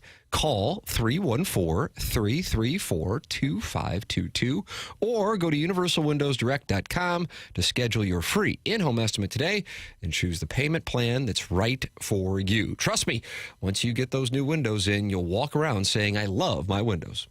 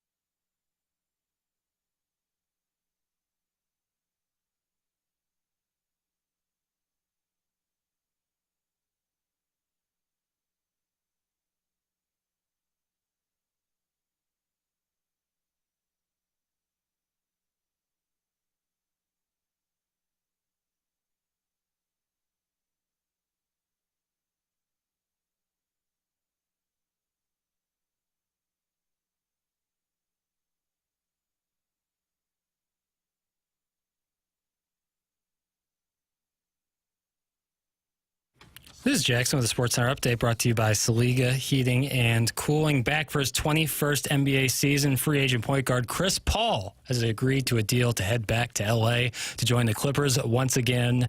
His agents tell Shams Charania of ESPN. That was another Sports Center update brought to you by Saliga Heating and Cooling, a Daikin heating and air conditioning dealer.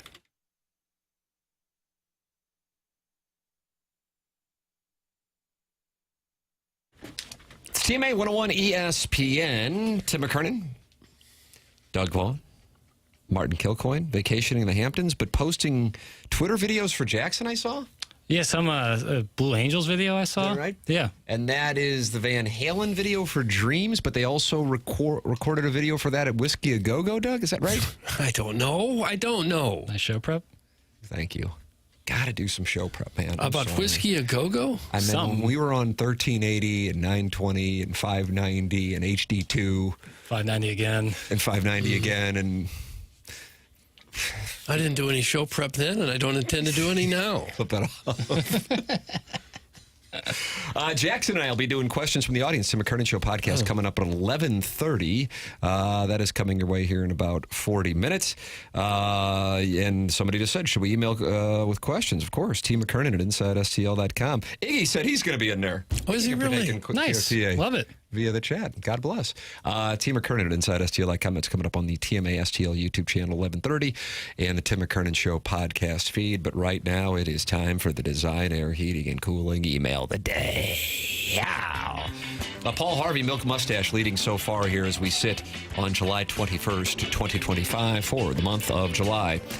I would like to start this email off by commending Jackson on his new podcast and let him know I will be a consistent listener.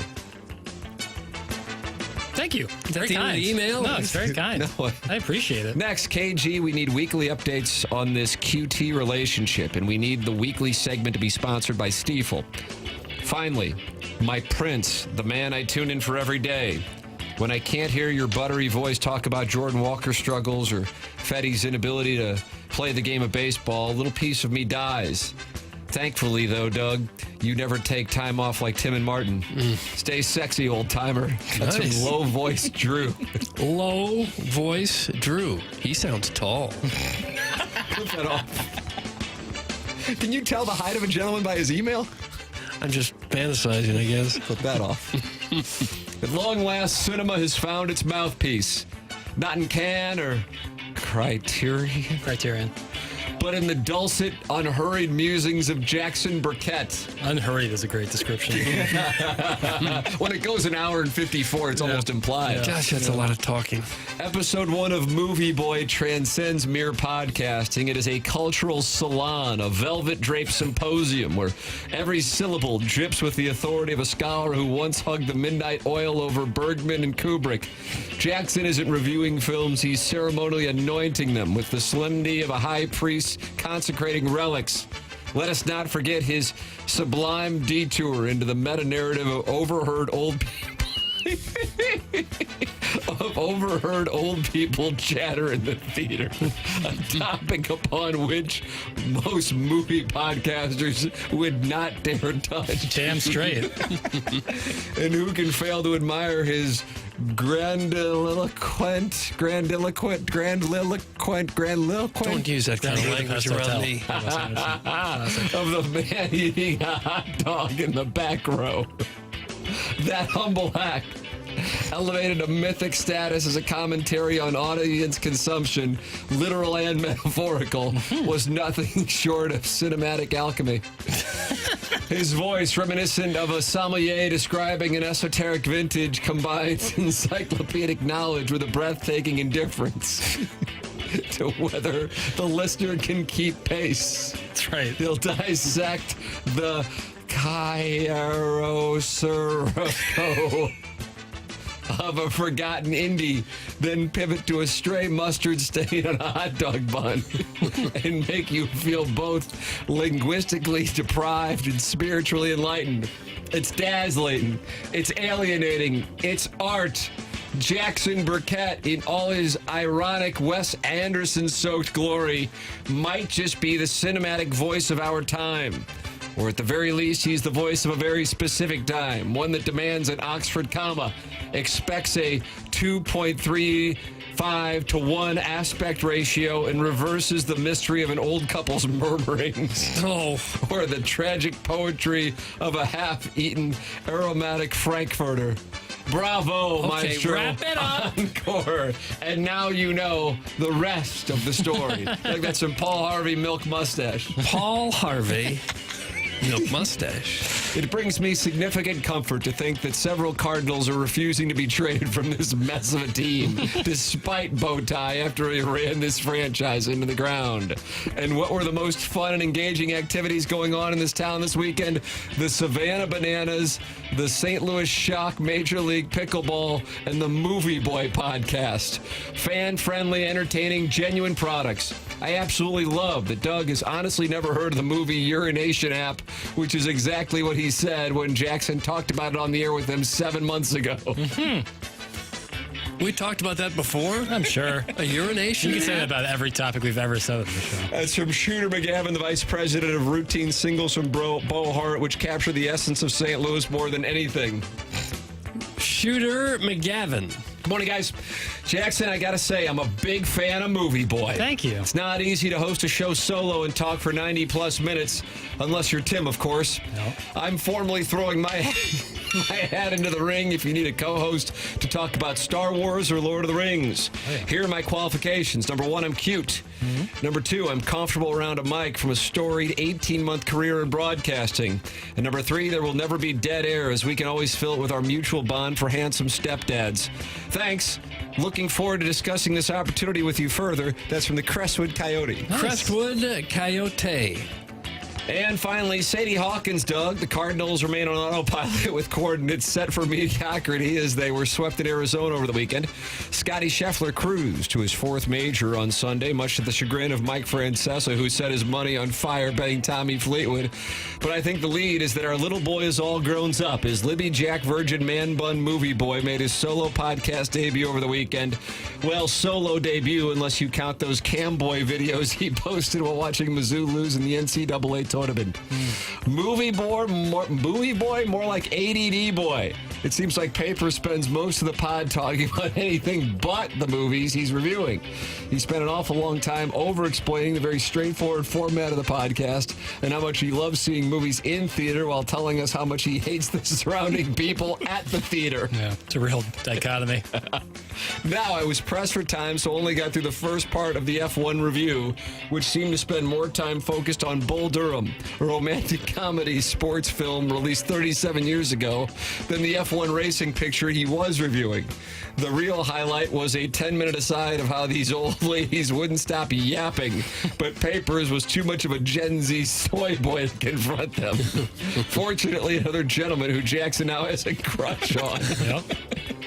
Stepped up and put these olds in their place. That's from Buck Swope, DBA, the Recess Ladies Breast. And that's who we have. Buck Swope. The Design Air Heating and Cooling email today. The only question left to ask is what you got. Well, at first I like low voice Drew because it sounded like he had strong hands.